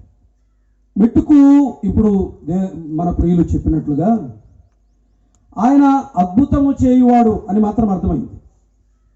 ఈ 4 సువార్తలు ఆయన గురించి చేసే సాక్ష్యం ఏంటంటే ఆయన అద్భుతములు జరిగించేవాడు. ఆయన చేసిన అద్భుతాలలో ఒక శ్రేష్టమైన అద్భుతం ఏంటంటే 4 సువార్తికులు రాశారు. 3 సువార్తలు, ఒక సువార్త వేరు చేయాలి. వాస్తవానికి 3 సువార్తలు సిమిలర్గా ఉంటాయి. అంటే సామాన్యంగా సినాప్టికల్స్ అంటారు కదా, సినాప్టిక్ ఒకే రకంగా కనిపిస్తాయి. మత్తయి, మార్కు, లూకా. ఒక్క యోహాను సువార్త మాత్రం భిన్నంగా కనిపిస్తుంది. ఈ 3 రాసినవి ఈయన రాయడు, ఈయన భిన్నంగా వేరేది రాస్తాడు. అందుకని యోహాను సువార్త సినాప్టిక్ గాస్పెల్స్ కిందికి రాదు. 3 మాత్రమే సినాప్టిక్ గాస్పెల్స్, మత్తయి, మార్కు, లూకా. అంటే వీరు ఒకరినొకరు చూసి రాసినట్టుంటుంది. దాదాపు సందర్భాలు, సంభవాలు అన్నకే ఉంటాయి. 4 సువార్తికులు రాసిన ఒక అద్భుతం ఏంటంటే ఇదే. ఏదో తెలుసు అది? ఆయన 5 రొట్టెలు 2 చేపలు 5,000 మందికి పంచటం. దీని నేపథ్యాన్ని గురించి కొంచెం మనం ఆలోచించేద్దాం. ఈ 5 రొట్టెలు 2 చేపలు ఆయన 5,000 మందికి పంచినప్పుడు అది ప్రొద్దుగుంకు వేళ. శిష్యులు ఆ ప్రమాదాన్ని గుర్తించి చెప్పారు. ప్రొద్దుగుంకు వేళ 5 రొట్టెలు 2 చేపలు దాదాపు 5,000 మందికి ఆయన పంచాడు. ఆ సాయంకాలం తర్వాత మరొక అద్భుతాన్ని చేశాడు. అది మనకు అప్రస్తుతం. మనం ఈ మధ్యాహ్న కాలం మనం ఆలోచించబోతున్న వర్తమానం అదే. 3 మాటలు. ఒకటేంటి? చాలా ప్రొద్దుపోయింది. రెండవది ఏంటి? మీ వద్ద 8 రొట్టెలు ఉన్నవి. మూడవది ఏంటి? మిగిలిన ముక్కలు పోగు చేయి. నేను మళ్ళీ చెప్తున్నాను, చాలా ప్రొద్దుపోయింది అనే దగ్గరికి లేఖన దగ్గరికి రండి ఒకసారి. మార్కు సువార్త 6వ అధ్యాయం 35వ వచనం చూద్దాం. మార్కు సువార్త 6వ అధ్యాయం 35వ వచనం. చాలా ప్రొద్దుపోయిన తర్వాత ఆయన శిష్యులు ఆయన యొద్దకు వచ్చి, ఇది అరణ్య ప్రదేశము, ఇప్పుడు చాలా పొద్దుపోయింది అని అన్నారు. వారు కాలాన్ని వివేచించగలిగిన వారు శిష్యులు. చాలా పొద్దుపోయింది అని గతించిన కాలాన్ని చూశారు శిష్యులు. చాలా పొద్దుపోయింది అన్న మాట నిన్నటి దినాన్ని లేకపోతే గతించిపోయిన కాలాన్ని జ్ఞాపకం చేస్తుంది. ఓకే, రెండవ మాట, ఇప్పుడు మీ యొద్ద ఎన్ని రొట్టెలు ఉన్నవి అని అన్నాడు. పోయి చూడండి అన్నాడు. అది ప్రస్తుత కాలాన్ని జ్ఞాపకం చేస్తుంది. మిగిలిన ముక్కలు పోగు చేయుడి అని అన్నాడు. అది రేపటిని జ్ఞాపకం చేస్తుంది. ఈ మధ్యాహ్న కాలం మనం ఆలోచించబోతున్నది అదే. చాలా పొద్దుపోయింది. పోయిన పొద్దును చూశారు వారు. ఉదయం మొదలుకొని సాయంకాలం వరకు ప్రభు చేసిన పరిచర్య. ప్రభువా చాలా పొద్దుపోయింది అని అన్నారు. గడచిన పొద్దును వారు గమనించారు. చీకటి రాబోతున్న చీకటి యొక్క ప్రమాదాన్ని గమనించారు. ప్రియులరా, కాస్త కాలాన్ని ఎరగండి, కాలాన్ని వివేచించండి. చాలా పొద్దుపోయింది, చాలా పొద్దుపోయింది. నా జీవితంలో దాదాపు 43 సంవత్సరాలు 44 సంవత్సరాలు గడిచిపోయాయి. వాస్తవానికి వెనక్కు తిరిగి చూసుకుంటే చాలా పొద్దుపోయింది. ఇక్కడ 60 ఏళ్ళ వాళ్ళు ఉన్నారు, 70 ఏళ్ళ వాళ్ళు ఉన్నారు, 40 ఏళ్ళ వాళ్ళు ఉన్నారు, 30 ఏళ్ళ వాళ్ళు ఉన్నారు. చాలా పొద్దుపోయింది. ఒక్కసారి వెనక్కు తిరిగి చూసుకున్నాం. కానీ ఒక మాట గుర్తుపెట్టుకోండి, చాలా ప్రొద్దుపోయింది అన్నారు. ఇది ప్రొద్దుగుంకే సమయం, చీకటి రాబోతుంది అన్నారు. జ్ఞాపకం పెట్టుకోండి. రానున్న దినాలు మంచివి మాత్రం కాదు. ప్రసంగి చెప్పింది అదే. రాగల దినములు అనేక చీకటి గల దినములు వచ్చునని ఎరిగి అని అంటాడు జ్ఞానైన సొలొమోను అన్నమాట. పౌలు గారు పత్రికల్లో రాస్తాడు, తిమోతికి రాస్తూ, అంత్య దినములలో అపాయకరమైన కాలములు వచ్చును అంటాడు. మీరు అనుకుంటున్నారేమో రానున్న దినాలు మంచివి కావు. ప్రియులరా, రానున్న దినాలు మంచివి కాదు. చీకటి పడుతుంది, సువార్త మోయబడుతుంది, ప్రభు దొరకని కాలం అది. చీకటి రాబోతుంది. చీకటి కమ్మక ముందే, సూర్యుడు అస్తమించక ముందే, వెలుతురు ఉండగానే దయచేసి ఈ మధ్యాహ్న కాలమైన ప్రభు అయిన యేసుక్రీస్తు వారిని రక్షకునిగా అంగీకరించండి. ఆ దుర్దినములు రాకముందే, ఆ చీకటి గల దినము రాకముందే ఈ మధ్యాహ్నమైన ప్రభువుని అంగీకరించండి. మన ధ్యానం ఇది కాదు. నేను జ్ఞాపకం చేయాలనుకున్న మాట ఆ గడచిపోయిన పొద్దు. ఇప్పుడు సహోదరులు జ్ఞాపకం చేసింది అదే, గడచిపోయిన పొద్దు. ఎంతకాలం గడిచిపోయిందో తెలీదు మీ జీవితంలో. ఒక్కసారి వెనక్కు తిరిగి చూసుకోండి, మీకేం కనిపిస్తుంది?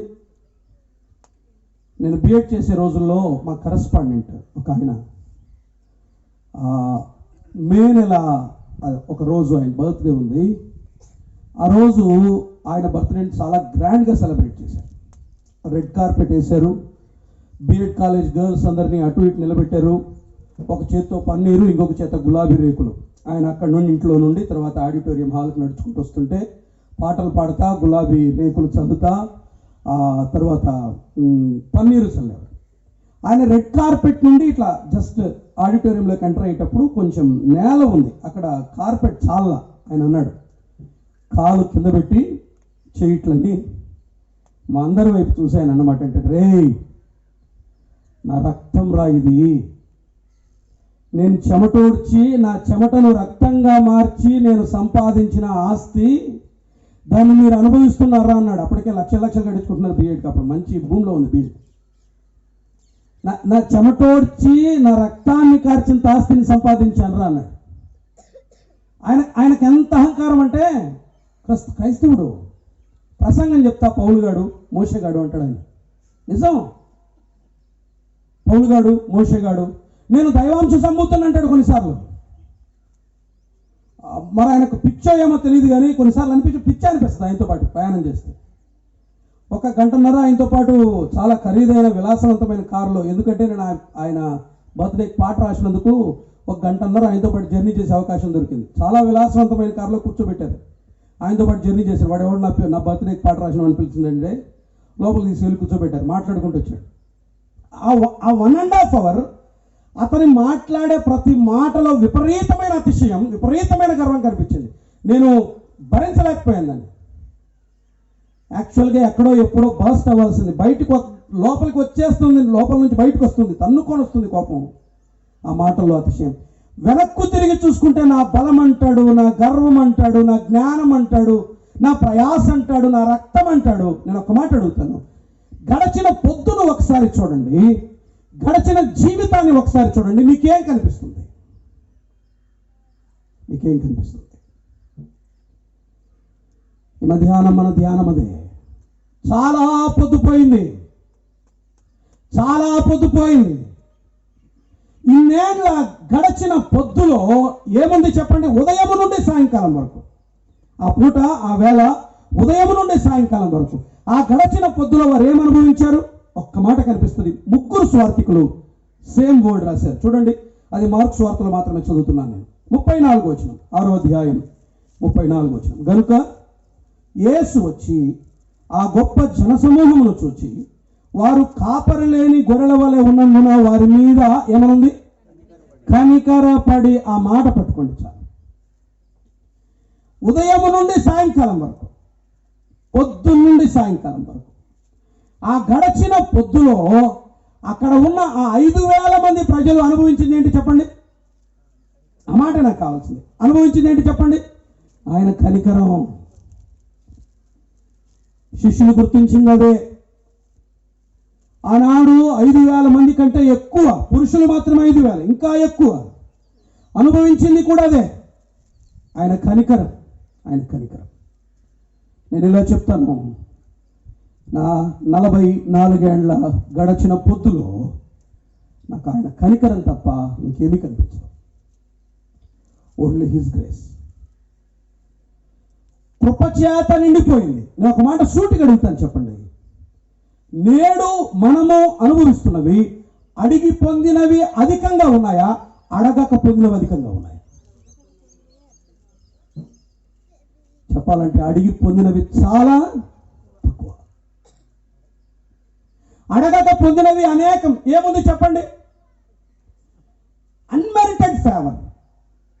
యోగ్యత లేకపోయినా, అర్హత లేకపోయినా ఆయన అనుగ్రహిస్తూ వచ్చాడు. ఈ స్థితిలో, ఈ స్థానంలో ఉంచాడు. ఆ కనికరం ఆ దినం పనిచేసింది. ఉదయం నుండి సాయంకాలం వరకు ఆ కనికరం పనిచేసింది. ఆ దినాన చాలా పొద్దుపోయింది. గడచిన పొద్దులో ఆయన కనికరం కనపడుతుంది. ఏం చేసింది ఆ కనికరం? గతంలో ఈ గడచిన కాలంలో ఆయన కనికరం ఏం చేసింది? ఒక 4 మాటలు అక్కడే అదే సువార్తలో అదే సందర్భాల్లోనే ఏరుకున్నాం. ఒక 4 మాటలు ఏరుకున్నాం. మొదటిది చూడండి, లూకా సువార్తకు ఒకసారి రండి. లూకా సువార్త 9వ అధ్యాయం. అదే సందర్భం దగ్గరికి మనం ఎక్కడికి వెళ్ళాం, ఆ సన్నివేశం దగ్గరే ఉంటాం. 9వ అధ్యాయం, లూకా సువార్త 9వ అధ్యాయం. ఒక వచనాన్ని చదువుదాం. చూడండి, లూకా సువార్త 9వ అధ్యాయంలో జస్ట్ ఒక వర్డ్ నేను మాత్రం చదివి నేను ముందుకు వెళ్ళిపోతాను. దయచేసి ఆ మాట మాత్రం గమనించండి. 9వ అధ్యాయం 12వ వచనం, లేకపోతే 11వ వచనం. జన సమూహములు అది తెలుసుకొని ఆయనను వెంబడింపగా ఆయన వారిని ఏమనుంది? చేర్చుకొని అనే మాట కనిపిస్తుంది. ఆయన వారిని చేర్చుకొని. వినండి, ఆయన కనికరము చేసిన మొట్టమొదటి పని ఏంటంటే ఆయన కనికరం వారిని చేర్చుకుంది. ఆయన కనికరం వారిని చేర్చుకుంది. వాస్తవానికి ఎవరు మీరు యోహాను సువార్త చదవండి. నేను వచనాలు తిప్పలేను, మీకు విసుగొస్తుంది తిప్పిస్తే. 6వ అధ్యాయం చూడండి. సూచక క్రియలను చూసి యేసుక్రీస్తు ప్రభువును వెంబడించారు. వారు వెంబడించింది సూచక క్రియలను చూసి యేసుక్రీస్తు ప్రభువును వెంబడించారు. జెన్యూన్ గా ప్రభువును ప్రేమించి వారు వెంబడించలా. వారు సూచక క్రియలను చూసి యేసు ప్రభువుని వెంబడించారు. అంటే ఆయనను వారు వెంబడించడానికి కారణం వేరేది అని తెలిసిన, వెంబడిస్తున్న వారు వేరే ఉద్దేశాలతో వెంబడిస్తున్నారని తెలిసిన ఆయన ఏం చేశాడు? చేర్చుకున్నాడు. ఆయన కనికరం గడచిన కాలంలో మనల్ని చేర్చుకుంది. యోగ్యులమని చేర్చుకున్నది ప్రియులరా. లూకా సువార్త 15:2 చూడండి. లూకా సువార్త 15:2 ఆయన పాపులను చేర్చుకొని అని ఉంటుంది. ఆయన ఎవరిని చేర్చుకున్నాడు? ఆయన పాపులను చేర్చుకొని, పాపులమై ఉండగా మనల్ని చేర్చుకున్నాడు. ఆయన చెడిపోయి ఉండగా చేర్చుకున్నాడు. ఆయన కాదనలా, ఆయన తోసివేయాల. ఆ దినాన ఆయన చేర్చుకోకపోతే మనకు రక్షణ లేదు. గడచిన పొద్దులో ఆయన ఏం చేశాడు చెప్పండి? చేర్చుకున్నాడు. గడచిన పొద్దులో ఆయన కనికరం చేసిన మొదటి పని ఏంటంటే, ఆయన కనికరం మనల్ని ఏం చేసింది? చేర్చుకుంది. నిత్యదండనకు వెళ్ళవలసిన వారు, ఆరని అగ్నికి మాత్రమే పాత్రులం, మరి దేనికి కొరగాని వారం, మనము దేనికి పనికిరాని వారం, కానీ ఆయన మనల్ని చేర్చుకున్నాడు. గడచిన పొద్దులో, గడచిన దినాలలో మనల్ని మన ప్రభువు రక్షించిన దినం, మన ప్రభువు మనల్ని సంధించిన దినం. యాకోబు జీవితంలో మోస్ట్ మెమరబుల్ మూమెంట్ ఏంటో తెలుసా? ఆ రోజే దేవుడు తాను కలుసుకున్న దినం. తల్లిదండ్రులు వెళ్ళిపోనున్నారు, అన్న ద్వేషిస్తున్నాడు. 28వ అధ్యాయం బేతేలు దగ్గర ఆ రాత్రి ఆగిపోతాడు ప్రభు. 28వ అధ్యాయంలోని సన్నివేశాన్ని 48వ అధ్యాయంలో జ్ఞాపకం చేస్తాడు మళ్ళా యాకోబు. ఎప్పుడో తెలుసా? అంటే ఎంత మెమరబుల్ మూమెంట్ యాకోబుకి అది. 28వ అధ్యాయంలో సన్నివేశాన్ని 48వ అధ్యాయంలో జ్ఞాపకం చేస్తాడు. ఎప్పుడు కాయిలా పడ్డాడు, యోసేపు చూడటానికి వస్తున్నాడు. యోసేపు రాగానే కాయిలా పడ్డ ఇతను యాకోబును, ఆ యోసేపును పలకరించలా. కాయిలా పడ్డ యాకోబే మాట్లాడడం మొదలుపెట్టాడు. ఏమన్నా తెలుసా? సర్వశక్తి గల దేవుడు లూజులో నాకు కనబడి నన్ను ఆశీర్వదించి అని అంటాడు. అంటే యాకోబు జీవిత చరమాంకములో కూడా మరచిపోలేని అతి మధురమైన అనుభవం ఏంటంటే, తన ప్రభు తనను దర్శించిన దినం, యాకోబు జీవితం మారిన దినం, ఆయన రక్షించబడిన దినం, దేవుని ఎరిగిన దినం. 28వ అధ్యాయంలోని సన్నివేశం గుర్తుపెట్టుకోండి. గడచిపోయిన పొద్దులో ఆయన కనికరం పనిచేసింది. ఆయన కనికరం చేసిన మొట్టమొదటి పని ఏంటంటే, ఆయన మనల్ని ఏం చేశాడు? చేర్చుకున్నాడు. అందుకు స్తుతిద్దాం ఆయన్ని, అందుకు స్తుతిద్దాం ఆయన్ని. ఆయన మనల్ని రక్షించాడు, కుటుంబాలను రక్షించాడు. శ్రేష్టమైన నిరీక్షణ ఇందాక మనం విన్నాం. Greatest hope. ఎవరికి లేదు ఈ భాగ్యం, ఎవరికి లేదు ఈ భాగ్యం. ఆయన మనల్ని చేర్చుకొని ఇంత శ్రేష్టమైన రక్షణని ఇచ్చాడు. ఆయన మనల్ని చేర్చుకున్నాడు. చాలామంది నిరాకరించారు. ఫిజికల్గా, లిటరల్గా ఆలోచన చేయండి. 10 ఏళ్ల క్రితం మనతో ఉన్నవారు నేడు లేరు. ఐ మీన్ ఫిజికల్గా కాదు, ఎమోషనల్ అటాచ్మెంట్ లేదు. గతంలో ఉన్న ప్రేమలు లేవు, గతంలో ఉన్న అనురాగాలు లేవు. చాలామంది విడిచిపెట్టారు మనల్ని. ఆయన విడిచిపెట్టలా, ఆయన చేర్చుకున్నాడు. కనికరం. గడచిన పొద్దులో కనికరం చేసిన మొదటి పని, ఆయన మనల్ని ఏం చేశాడు? చేర్చుకున్నాడు. రెండవ, దయచేసి రండి, అదే 9వ అధ్యాయం. ఆయన కనికరం చేసిన రెండవ పని ఏంటంటే 11వ అధ్యాయం.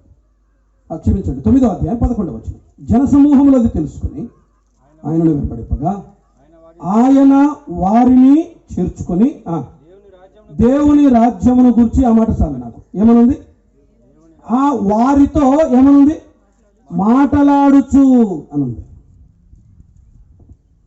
ఆ గడచిన పొద్దంతా అక్కడున్న ఆ 15,000 మంది కంటే ఎక్కువ, 5,000 మంది కంటే ఎక్కువ వారు అనుభవించింది ఏంటంటే, ఆయన కనికరం చేసిన రెండవ పని ఏంటో తెలుసా?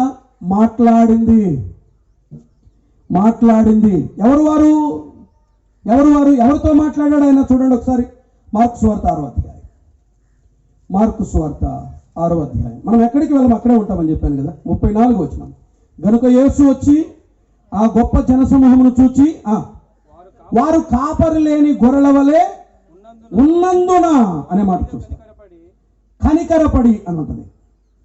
ఆయన ఎవరితో మాట్లాడాడు అంటే కాపరి లేని గొర్రెలు, అంటే వారిని ప్రేమించేవారు లేరు, వారితో సంభాషించేవారు లేరు, వారితో ఆయన మాట్లాడాడు. గడచిన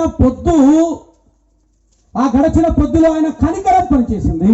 ఆయన కనికరం చేసిన రెండవ పని ఏంటంటే ఆయన మనతో ఏం చేశాడు? మాట్లాడాడు. ఆ దినమంతా మాట్లాడాడు. నేను ఇలా చెప్తాను పిల్లరా,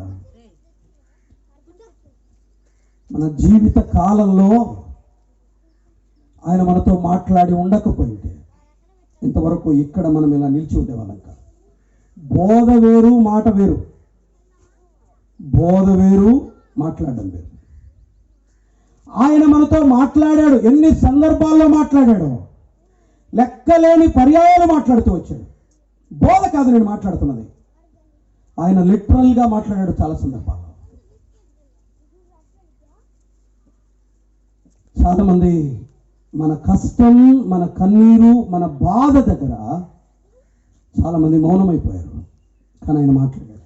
ఆయన ఎట్లా మాట్లాడతాడంటే ఒక మనిషి పక్కన నిల్చొని మాట్లాడినట్టుంటుంది. నాకు మొట్టమొదటిసారి కూతురు పుట్టింది, 2 అబార్షన్స్ తర్వాత.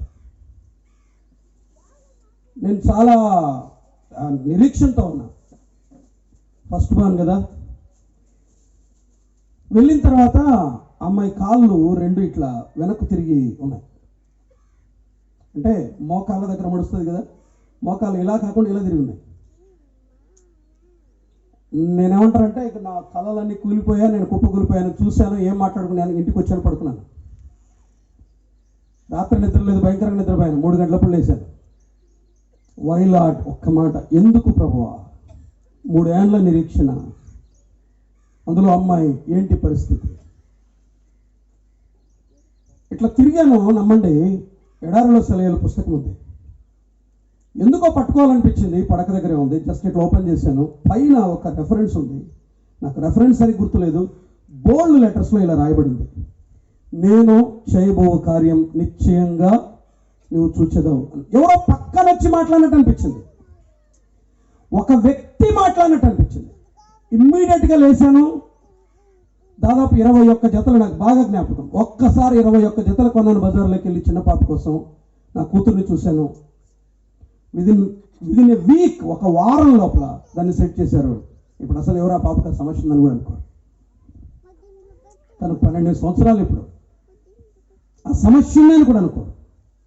అనేక సందర్భాల్లో ప్రియర వినండి, ఆయన మాటలు ఎంత ధైర్యపరిచాయో, ఆయన మాటలు ఎంత ఆదరించాయో. మనుషులు మాట్లాడితే గాయం, మనుషులు మాట్లాడితే నొప్పి, మనుషులు మాట్లాడితే బాధ. కానీ ఎన్ని సందర్భాల్లో మాట్లాడాడు ఆయన గడిచిన కాలంలో. ఆయన మాట్లాడకపోతే ఎప్పుడో పిచ్చెక్కాలి మనకు. ఆయన మాట్లాడకపోతే ఎన్నిసార్లు సైకాట్రిస్ట్ దగ్గరికి వెళ్ళాల్సి వచ్చింది. వీరెవరూ అక్కర్లేనంతగా ఎన్ని సందర్భాల్లో పక్కన ఒక వ్యక్తి నిలబడి మాట్లాడినట్టు మాట్లాడుతున్నారు ఆయన. గడిచిన పొద్దులో ఆయన మాట్లాడుతూ వచ్చాడు, ఆదరిస్తూ వచ్చాడు, ధైర్యపరుస్తూ వచ్చాడు, నిమ్మలపరుస్తూ వచ్చాడు, నెమ్మదినిస్తూ వచ్చాడు. ఆయన ఒక్క మాట ఎన్ని సందర్భాల్లో మనల్ని ధైర్యపరిచింది. గడిచిన పొద్దు ఆయన కనికరము చేత నిండి ఉంది. ఆయన కనికరం చేర్చుకుంది. ఇంకేం చేసింది? మాట్లాడింది. ఇంకేం చేసిందో చూడండి ఒక్క మాట. మత్తయి సువార్త 14వ అధ్యాయం. అదే సందర్భమే, మనం ఎక్కడికి వెళ్ళట్లేదు. మత్తయి సువార్త 14వ అధ్యాయం 14వ వచనం చదువుతున్నాను. ఆయన వచ్చి ఆ గొప్ప సమూహమును చూచి వారి మీద కనికరపడి వారిలో రోగులైన వారిని స్వస్థపరచెను అని అన్నాడు. ఆయన కనికరము చేసిన మరొక కార్యం ఏంటో తెలుసా? స్వస్థపరిచాడు. ఎవరిని స్వస్థపరిచాడు? రోగులైన వారిని స్వస్థపరిచాడు. మార్కులో ఉంటుంది, లూకాలో ఉంటుంది, స్వస్థత కావలసిన వారిని స్వస్థపరిచాడు. మనం దీనికి విన్నాం. స్వస్థత లేకపోయినా స్వస్థ సభలు అంటే ఊరికి ఏదో ఒకటి లోపల ఉంటుంది కదా అని పోయి నిలబడతాం. ఒక ఆయన వచ్చాడు, నిజం మీకు ఎక్కడ వ్యాధి ఉందో నేను జస్ట్ పరిశీలించడానికైనా సభకి వెళ్ళాను. మీకు ఎక్కడ వాది ఉందో అక్కడ చేపెట్టుకోండి అంటే తడుములాడుతున్నాడు. ఎక్కడ ఉన్నాడు ఆయనకు అర్థం కావట్లేదు. మీకు ఎక్కడ వ్యాధి ఉందో అక్కడ పెట్టుకోండి అంటే ఎక్కడ ఆయనకి క్లారిటీ లేదు. ఇట్లా తట్టి ఏమి అన్నాను, నాకు ఎక్కడ ప్రాబ్లం ఉందని ఆలోచిస్తున్నాను సార్ అన్నాడు. ఎక్కడో తోడు పెట్టుకో బాగా అవుతుంది మొత్తం బాడీ అంతట్లో. నిజం, స్వస్థత కావలసిన వారిని ఆయన ఏం చేశాడు? స్వస్థపరిచాడు. గడచిన పొద్దులో ఆయన కనికరము చేసిన మూడో పని ఏంటో తెలుసా? మాట్లాడాడు, చేర్చుకున్నాడు, మాట్లాడాడు, ఇంకేం చేశాడు? స్వస్థపరిచాడు. ఆ రోజు మీకు గుర్తుందా? హాస్పిటల్లో పడ్డప్పుడు అయిపోయింది జీవితం అనుకున్న సందర్భాలు లేవు. నేనే ఉన్నాను, చెప్తూ ఇట్లే కొలాప్స్ అయ్యాను, కుప్పగొలిపోయాను. బీపీ టాప్లో ఉంది. 70 కిలోమీటర్ల దూరం వెళ్ళాలి కర్నూలుకి వెళ్ళాలంటే ఎమ్మిగనూరు నుండి. రాత్రి దాదాపు 9:30, 10 అవుతుంది. ఏ హాస్పిటల్స్ లేవు. నేను ఖచ్చితంగా బ్రతకనని నేను అనుకున్నాను. నా భార్య పిల్లలను ఒకసారి చూసుకున్నాను. నేను మళ్ళీ క్షేమంగా రాననుకున్నాను. అది హార్ట్ అటాక్ అనుకున్నాను. నేను బీపీ ఎక్కువైపోయింది. ఫస్ట్ టైం లైఫ్లో బీపీ. హాస్పిటల్కి వెళ్ళేంత వరకు నాకు తెలీదు నేను తిరిగి వస్తానని. నమ్మండి, నేను ఆ రోజు చనిపోయానని నేను దాదాపుగా ఫిక్స్ అయిపోయాను. చాలా ఏళ్ళు గడిచాయి. ఇప్పటికి నేను బతికే ఉన్నాను. గడచిన పొద్దులు ఆయన కనికరం ఏం చేసింది? స్వస్థపరిచింది. మా అక్క కోవిడ్తో కిమ్స్లో హైదరాబాద్లో జాయిన్ అయింది. ఈవినింగ్ అయితేనే బిల్ చెప్తారు వాళ్ళు. మొత్తం ప్యాకేజ్ చెప్పిన డబ్బు ఎంతో తెలుసా? 45 lakhs. మీరు బయటికి వెళ్ళే లోపల 45 లక్షలు అవ్వచ్చు సార్ అన్నారు. 45 లక్షలు ఒక సామాన్య సగటు మానవునికి జీవితకాల సంపాదన నాకు తెలిసి. నేను బాధపడుతూ ఉంటే నేను మా బావ మరి కొంతమంది ఆలోచిస్తూ ఉంటే టీ తాగుతున్నాను కిమ్స్ బయట ఒక బండి దగ్గర. మా మాట విన్నాడు ఆయన. బయటకు వచ్చిన తర్వాత అన్నాడు, మీరు దీనికి ఎంత బాధపడతారు సార్? 1,40,00,000 అయింది సార్ పక్కన మరొక హాస్పిటల్లో. వయసు 30+. బ్రతకలేదు సార్. 1,30,00,000 కోవిడ్కు ఇచ్చే మెడిసిన్స్. తర్వాత తెలిసింది ఇచ్చే మెడిసిన్స్ చాలా సామాన్యమైనవంట. ఖరీదైన ఇంజక్షన్ అంటే 50,000. 1,40,00,000 బతకలేదు సార్. 30+, 30 ఏళ్ల పైబడిన ఒక వ్యక్తి. నేను కోవిడ్ బాధితున్నా తెలుసా? నా భార్య, మా అమ్మ. ఆ రోజు అర్థమైంది ఏంటంటే డబ్బు వైద్యం కాదు స్వస్థపరిచేది. స్వస్థపరిచేది ఎవరు? ఆయన ఇవ్వాల్సిందే. అనుకుంటున్నామేమో హెల్త్ ఇన్సూరెన్స్ అని ఇంకా జాగ్రత్త పడ్డ మంచిదే, తప్పనట్లేదు. గడచిన పొద్దులో ఆయన కనికరము చేసిన మూడవ పని ఏంటంటే ఏం చేసింది చెప్పండి? స్వస్థపరిచింది. చేర్చుకుంది, మాట్లాడింది ఆయన కనికరం. ఇంకేం చేసింది? స్వస్థపరిచింది.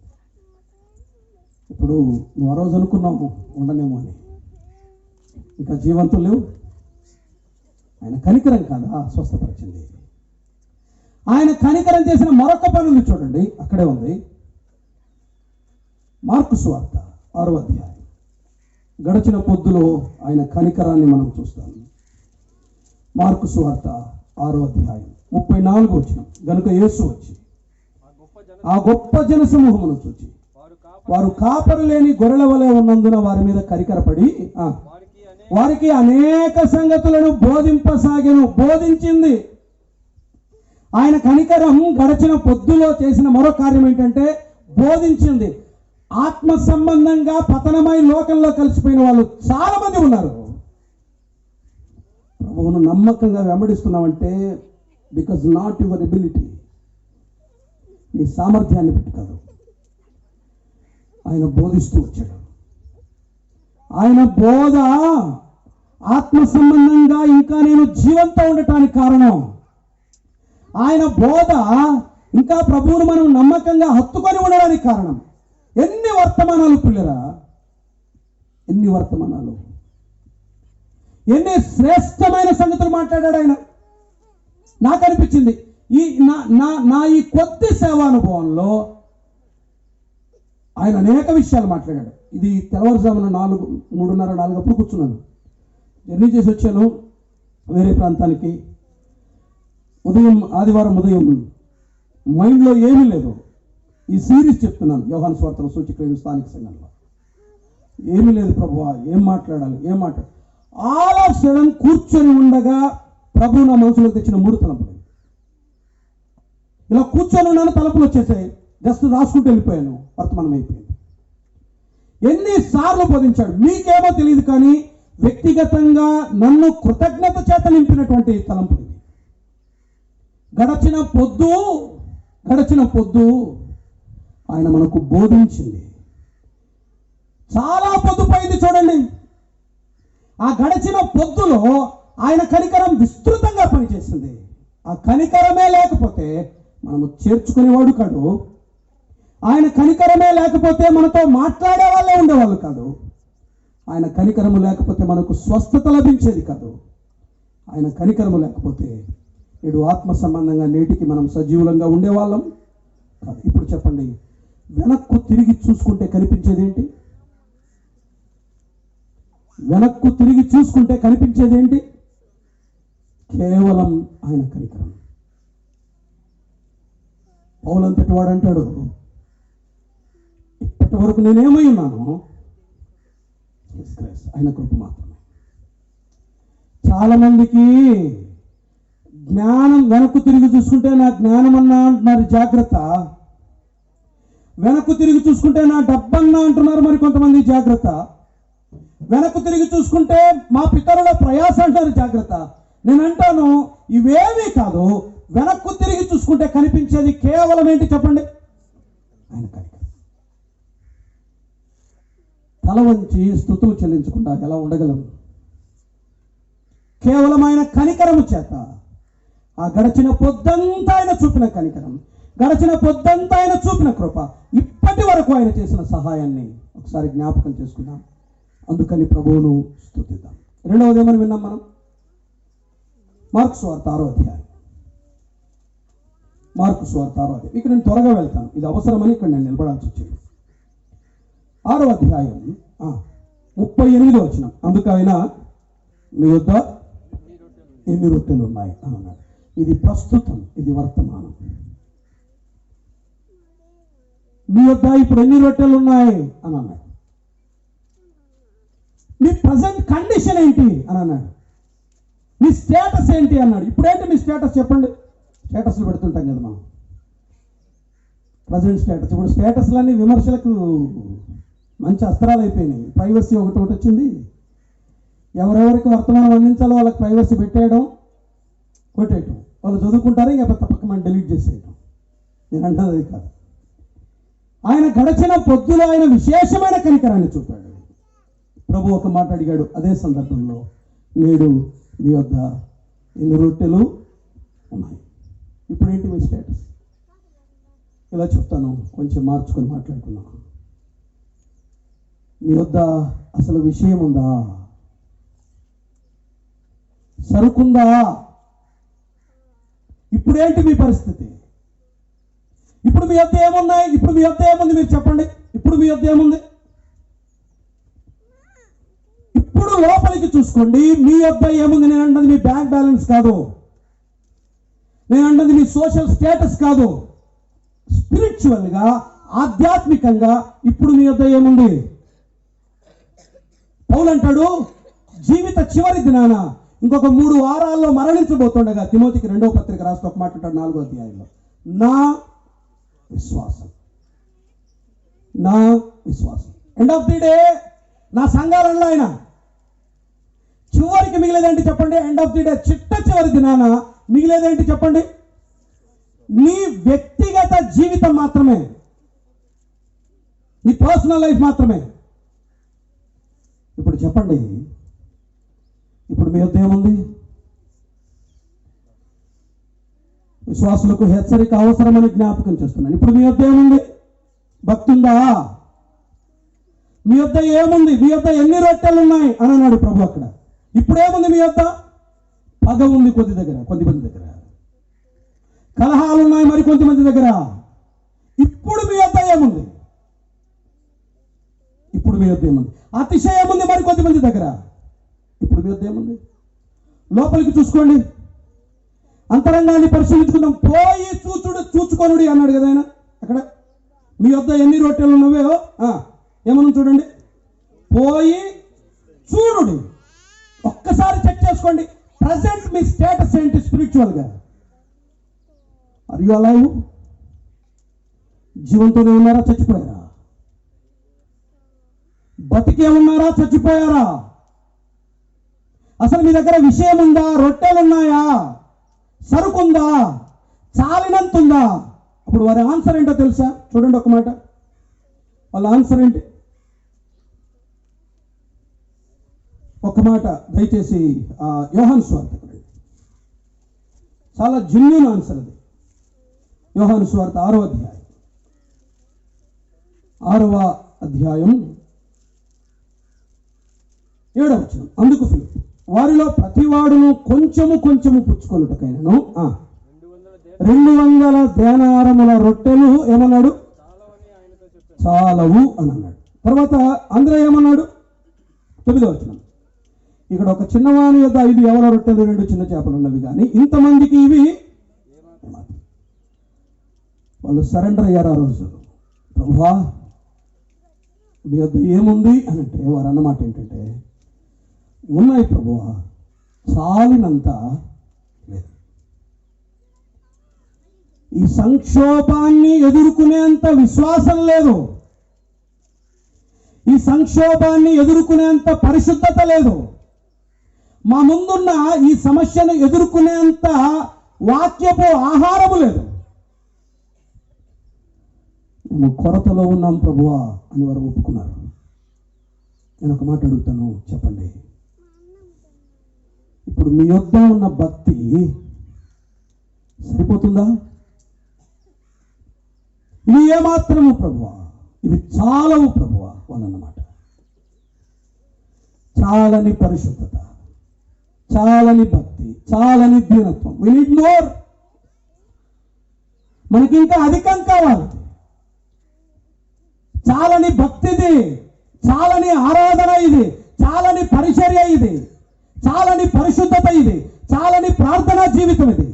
ఏం సరిపోతాయి? ఒకసారి చూడండి మీ వద్ద ఏముందో. సరిపోతుందా? దేవుని అంచనాలను అందుకునేంత మన దగ్గర ఉందా? ఇప్పుడు మీ వద్ద ఏముంది? నేను మళ్ళీ చెప్తున్నాను, ఫిజికల్ అసెట్స్ కాదు, భౌతిక సంబంధమైనవి కాదు, ఆత్మ సంబంధంగా మీరు జీవంతో ఉన్నారా? మీ యొద్ద విషయం ఉందా? భక్తి ఉందా? చాలినంత ప్రార్థనా జీవితం ఉందా? చాలినంత విశ్వాసం ఉందా? చాలవు ప్రభువా అని అన్నారు. దేవునికి స్తోత్రం. చాలని వారి స్థితిని చాలినంతగా చేశాడు కదా. తర్వాత ఆయన 5 రొట్టెలు 2 చేపలు ఎంతమందికి సరిపోయాయి? 5,000 మందికి. ఒప్పుకోండి, చాలని మీ స్థితిని చాలినంతగా చేస్తాడు ఆయన. మనం ఒప్పుకోగలిగితే చాలు. మభ్య పెట్టుకుంటున్నాం, మోసపరుచుకుంటున్నాం, మనం ఏది కాదు అది చూపించుకోవటానికి ప్రయత్నం చేస్తున్నాం. మీ వద్ద ఎన్ని రొట్టెలు ఉన్నాయి అని అన్నాడు. నేను దాటి వెళ్తున్నాను. 3వది, మిగిలిన ముక్కలు పోగు చేయడి అన్నాడు. చూడండి ఆ మాట చదివి నేను ముగిస్తాను. 6వ అధ్యాయం 12వ వచనం. వారు తృప్తిగా తినిన తరువాత ఏమీయో నష్టపడకుండా మిగిలిన ముక్కలు పోగు చేయడి. ఇది రేపటిని చూపిస్తుంది. ఇప్పుడు చెప్పండి, ఆ మిగిలిన ముక్కల్ని చూసినప్పుడు వీరికి ఏమనిపిస్తుంటే చెప్పండి. నాకు తెలిసి బోలెడంత ధైర్యం వచ్చేది. రేపటికి వారికి భయమే లేదు. నేను ఇక్కడ ఒక మాట చెప్పి నేను ముగిస్తాను. అవసరమైన తలంపు. రేపటికి వారికి భయం లేదు. ఆ మిగిలిన మొక్కలు ఆయన సర్వ సమృద్ధిని చూపిస్తున్నాయి. రేపటిని గురించిన దిగులు లేదు, రేపటిని గురించిన చింత లేదు, రేపటిని గురించిన బాధ లేదు, రేపటిని గురించిన కన్నీళ్ళు లేవు. రేపటికి అస్సలు భయపడకండి. ఎందుకు అనంటే చూద్దాం అన్నమాట. 6వ అధ్యాయంలో ఆయన ఎక్కడున్నాడు? అక్కడ ఆ సందర్భంలో ఆయన సన్నివేశంలో చూడండి. 6వ అధ్యాయం ఎక్కడున్నాడు ఆయన? కాదు, 3వ వచనం చూడండి. 3వ వచనం, ఆయన కొండ మీద కూర్చుండేది. మీకు కొండ మీద కనిపించాడు కదా, నాకు ఆయన సర్వాధికారిగా కనిపించాడు. ఆయన కొండ మీద ఉన్నాడు. ఆయన కొండ మీద ఉన్నాడు. రేపటికి ఆయన సర్వాధికారం సరిపోతుంది, భయపడకండి. 5 రొట్టెలను 2 చేపలను 5,000 మందికి చాలినంతగా చేయగలిగిన ఆయన సర్వాధికారం సరిపోతుంది. ఎప్పటికీ? రేపటి. భయపడదు. రేపటిని గురించిన భయమే వద్దు. ఆయన ఎవరు? ఆయన కొండ మీద ఉన్న ప్రభు, ఆయన సర్వాధికారి అయిన ప్రభు. 2 చూడండి, అది 6వ అధ్యాయం. మరొక మాట, 6వ అధ్యాయం 6వ వచనం, ఏమి చేయనై ఉండెనో తానే ఎరిగి ఉండి అతనిని పరీక్షించుటకు అలా అడిగాను అని ఉంటుంది. నాకు ఈ మాట చాలా బాగా అనిపించింది. ఇప్పుడు చెప్పండి, ఆ రోజు ఏమి చేయబోతున్నాడో ఆయనకు ముందే తెలుసు. నేను ఒక మాట అడుగుతాను. 5 రొట్టెలు 2 చేపల బాలుడి దగ్గర ఉన్నాయే, ప్రభుకి ఎప్పుడు తెలిసింది చెప్పండి అవి ఉన్నాయని? ఆ బాలుడి దగ్గర 5 రొట్టెలు 2 చేపలు ఉన్నాయని ఎప్పుడు తెలిసింది చెప్పండి ఆయనకి? ముందే అంటే నేను అనుకుంటాను ఇంట్లో ఉన్నప్పుడే వాడు 5 రొట్టెలు 2 చేపలు పెట్టుకుంటాం. నాకు ఇంకా ఇలా అనిపించింది, అసలు 5 రొట్టెలు 2 చేపలు పెట్టుకోమని ప్రేరణ కూడా ఈయన ఇచ్చేటాడు. విచిత్రం ఏంటంటే అన్ని వేల మందిలో రొట్టె చేపలు లేకపోవడం ఏంటండి? ఇంట్లో ఉన్నప్పుడే. ఇప్పుడు నా ప్రశ్న మీరు కరెక్ట్గా సమాధానం చెప్పండి. సమస్య ఉందా, పరిష్కారం ఉందా? అంతే. సమస్య సాయంకాలం వచ్చింది, పరిష్కారం ఎప్పుడు ప్రిపేర్ చేశాడు ఆయన? పొద్దున్నే. సమస్య సాయంకాలం వచ్చింది, పరిష్కారం ఎప్పుడు ప్రిపేర్ చేశాడు? మార్నింగ్ రెడీగా ఉంది. నేను అందుకని చెప్తాను, నాకు ఇలా అనిపించింది, ఆయన సర్వ జ్ఞానం రేపటికి సరిపోతుంది. అన్నీ ఎరిగిన సర్వాధికారం రేపటికి సరిపోతుంది. ఆయన సర్వ జ్ఞానం రేపటికి సరిపోతుంది. ఇంకొక మాట అడుగుతాను, కెరీతు ముందా, కరువు ముందా? కెరీత్ అంటే ఎవరి పేరు అంటారేమో మీరు? కెరీత్ ముందా, కరువు ముందా? లేదు, కెరీత్ ముందా, కరువు ముందా? కెరీత్ వాగు ముందుందా, కరువు ముందుందా? నా ప్రశ్న మీకు అర్థం కావట్లా. కెరీతు వాగు ఎప్పుడు సృష్టి ఆరంభంలోనే ఉంది. ఇప్పుడు పరిష్కారం ఉందా, సమస్య ఉందా? పరిష్కారం. సోదరుడా, రేపటి సమస్యలకు పరిష్కారం ఆయన దగ్గర ఎప్పుడో సిద్ధం చేసి ఉంచాడు. శూషను కోటలో మరణశాసనం లిఖించబడక ముందే రాణి స్థానంలో ఎస్తేరు ఉంది. మర్చిపోదన్నమాట. మరణశాసనం లిఖించబడక ముందే రాణి స్థానంలో ఎస్తేరు ఉంది. ఎస్తేరు సమస్య కంటే ముందు ఎస్తేరుని వెళ్ళి కూర్చోబెట్టాడు ఆయన అక్కడ. ఏమీ కాదు. రేపటి మన సమస్యలకు ఆయన సర్వాధికారం, రేపటి మన సమస్యలకు ఆయన సర్వజ్ఞానం, రేపటి మన సమస్యలకు ఆయన ఆకాశం వైపు కన్నులెత్తి అని ఉంటుంది అక్కడ. నేను తిప్పట్లేదు సమయాన్ని బట్టి. ఆయన ఉత్తరవాదత్వం మన పక్షాన, మన నిమిత్తమై పరలోకపు తండ్రి వైపు చూసి ప్రతిసారి మన పక్షాన విజ్ఞాపన చేస్తున్న ప్రభువు కనపడతాడు అక్కడ. భయపడకండి, రేపటికి ఆయన సరిపోతాడు. రేపటికి ఆయన చాలిన వాడు. 3 విషయాలు. ఒకటి, నిన్న ఏముంది చెప్పండి? ఆయన కృప ఉంది, ఆయన కనికరం ఉంది. నేటి వరకు కేవలం ఆయన కనికరం మాత్రమే పనిచేసింది, అందుకు స్తుతిద్దాం. నేడు మన స్థితిని ఒకసారి పరిశీలించుకున్నాం. రేపటికి ఎవరి వైపు చూద్దాం? Don't look at your bank balance, don't look at your status and position. ఎవరి వైపు చూద్దాం? ఆయన సర్వాధికారం, ఆయన సర్వజ్ఞానం, ఆయన ఉత్తరవాదత్వం రేపటికి సరిపోతుంది. ఇంతవరకు ఆయన కనికరం పనిచేసింది. రేపటికి ఆయన సర్వాధికారం పనిచేస్తుంది, సర్వజ్ఞానం పనిచేస్తుంది. భూమి మీద మనం ఉన్నంత కాలం నిర్భయంగా నెమ్మదిగా ఆ ప్రభువుని సేవించవచ్చు. 27వ కీర్తనలో అదే అంటాడు, యెహోవా భక్తులారా మీ హృదయాన్ని ఎలా పెట్టుకోమన్నాడు, నిబ్బరంగా ఉంచుకోండి. రీజన్ ఏంటి? రేపటికి చాలిన మన ప్రభువుని బట్టి. ఉదయకాలం వేళ అటు శ్రేష్ఠుడైన మన ప్రభువును స్తుతిద్దాం, గణపరుద్దాం, మహిమపరుద్దాం. దేవుడి తలంపులు మనందరి క్షేమము కొరకై ఆయనే ఆశీర్వదించి అనుగ్రహించునుగా. ప్రార్థన చేద్దాం. నమ్మదగిన తండ్రి, మిమ్మల్ని స్తుతిస్తున్నాం. చాలా పొద్దుపోయింది మా జీవిత కాలంలో. గడిచిన పొద్దంతా మీ కనికరం పనిచేసింది. మాకున్నవి ఏవి కాదు ప్రభువా, మమ్మల్ని మన్నించండి. చాలాసార్లు మేము అతిశయిస్తాం. మా జ్ఞానం, మా బలం, మా ప్రయాస కాదని ఒప్పుకుంటున్నాం. కేవలం మీ కనికరం మమ్మల్ని చేర్చుకుంది. మీ కనికరం మాతో మాట్లాడుతూ వచ్చింది. మీ కనికరం మమ్మల్ని స్వస్థపరచింది. మీ కనికరం మాకు బోధ చేసింది. ఇప్పుడు బ్రతికి ఉన్నాము, అది కేవలం మీ కృప. మా గడిచిన కాలమంతా మీ కృపను, కనికరాన్ని జ్ఞాపకం చేసుకొని మా తల వంచి స్తుతిస్తున్నాం. రేపటికై మీ సర్వాధికారం ఉంది, రేపటికై మీ సర్వజ్ఞానం ఉంది, రేపటికై మీ ఉత్తరవాదత్వం ఉంది. మా పక్షాన తండ్రి దగ్గర ఆకాశం వైపు కనులెత్తి తండ్రి వైపు చూసి మా పక్షాన విజ్ఞాపన చేస్తున్నా. మిమ్మల్ని చూసిన ప్రతిసారి మా అంతరంగాలకు ధైర్యం, ప్రభువా మీకు స్తోత్రం చెల్లిస్తున్నా.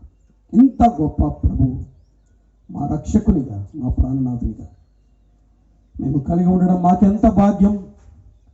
అందుకని మా తలలో వంచి మిమ్మల్ని స్తుతిస్తున్నాం, ఘనపరుస్తున్నాం. విశేషంగా మా ప్రియుల కుటుంబాల పట్ల గడిచిన కాలంలో మీరు చూపిన కనికరం అంతటిని బట్టి మిమ్మల్ని స్తుతిస్తున్నాం. రేపటి వారి కుటుంబాలకు, వారి జీవితాలకు మీ సర్వాధికారం, మీ సర్వజ్ఞానం, మీ ఉత్తరవాదత్వాన్ని బట్టి కూడా మిమ్మల్ని స్తుతిస్తున్నాం. నేడు వారికి చాలినంత కృతజ్ఞత, చాలినంత భక్తి, చాలినంత పరిశుద్ధత, చాలినంత విశ్వాస జీవితాన్ని సమృద్ధిగా వారికి దయచేయమని మీ దయగల స్థానికి కుటుంబాలను అప్పగిస్తూ నిలిచి పనిచేస్తున్న స్థానిక సంఘం, దేవుని సేవకుడు వినీల్, సహకరిస్తున్న పరిచారకులు, సహోదరులందరినీ పేర పేరిట దీవించి ఆశీర్వదించమని, సంఘ సరిహద్దులను విశాలపరచమని, మీ రాక పర్యంతం మరింత నమ్మకంగా యోగ్యమైన రీతిలో సేవ చేయటానికి సహాయం చేయమని, మీ దాసునికి దీర్ఘాయువును అనుగ్రహించమని మరొకసారి మా ప్రియ సహోదరులు భక్తుల వారి కుటుంబాలన్నిటినీ మీరు దీవించి ఆశీర్వదించమని యేసు ప్రభు దివ్యమైన నామమున స్తుతించి ప్రార్థన చేస్తున్నాం మా పరమ తండ్రి. ఆమేన్. మంచిది. చాలా శ్రేష్టమైన సంగతులు మనం దేవుని దాసుల ద్వారా ఆలకించగలిగాం. ఆ విషయాలు ఓట్ ఆఫ్ థ్యాంక్స్గా మైకిల్ అంకుల్ తెలియపరిచి ఈ కొడుకును ముగిస్తారు. దానికంటే ముందుగా చిన్న మాట ముగింపు ప్రార్థన చేస్తాం. ప్రభువా మీకు స్తోత్రాలు.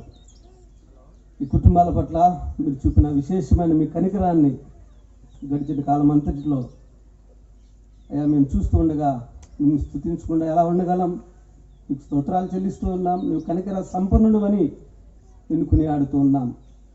వర్తమాన భవిష్యత్ కాలంలో నీ సార్వభౌమ అధికారం, నీ సర్వజ్ఞానం మేము ఎరిగి ఉన్నాం కనుక ఇక కూడా మీ కనికరాన్ని విస్తరింపచేస్తారని ఎరిగి మేము స్తుతిస్తూ మీ కృపకు, మీ కనికరాన్ని ఆ కుటుంబాన్ని ఇంకొక పాత్రులు చేయమని మీ సన్నిధిలో ప్రాధాన్యపడుతూ మరి విశేషంగా గ్రామానికి చేరువచ్చి సంఘముతో, బంధువులతో, గ్రామస్తులందరితో ఇలాగ మీరు చేసిన మేలును, ఉపకారాలను, మీరు చూపిన కనికరాన్ని అయ్యా మరి సమాజం ఎదుట ప్రకటించడానికి వారికి ఇచ్చిన భారాన్ని బట్టి స్తుతిస్తూ ఉన్నాం. దీని కొరకై వారు ఖర్చు పడ్డారు, ప్రయాసపడ్డారు.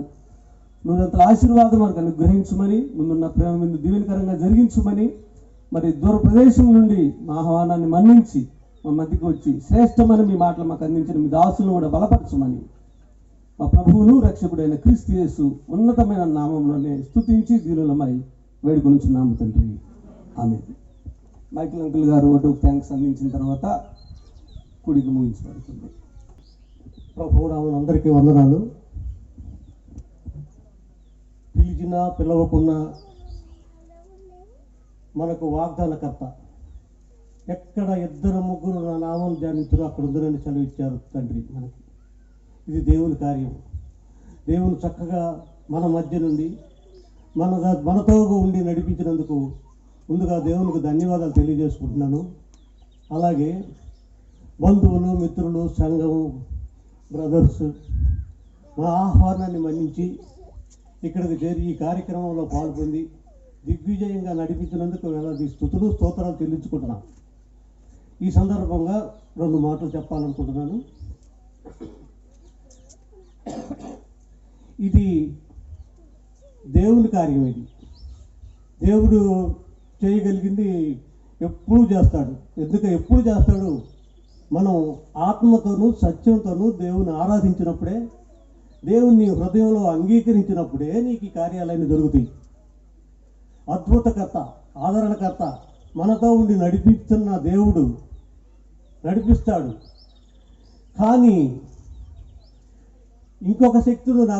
నన్ను నడిపించిన శక్తి ఇంకొక శక్తి ఉంది. అనుకున్నవన్నీ ఎక్కడ ఏనాడు నాకు ప్రార్థన చేయగానే సకలం సమృద్ధిగా ఏమి లేని నిరుపేదని ఎంత అద్భుతంగా ఆశీర్వదించాడో. 8వ తరగతి చదువుకున్న వాడికి 3 ఉద్యోగాలు ఇచ్చాడు. చక్కని ఉద్యోగంలో స్థిరపరిచి పిల్లల్ని విద్యావంతులు చేయటకు సహాయపడ్డాడు. మానవులు మాత్రలు చేసేది కొంతవరకు చేయగలరు సహాయం అనేది. దేవుని కనుక నమ్మగలిగి, దేవుని ఆశీర్వాద ఫలం పొందగలిగి, నీ హృదయంలోనికి దేవుని అంగీకరించగలిగితే సమస్తము సాధ్యమవుతాయి.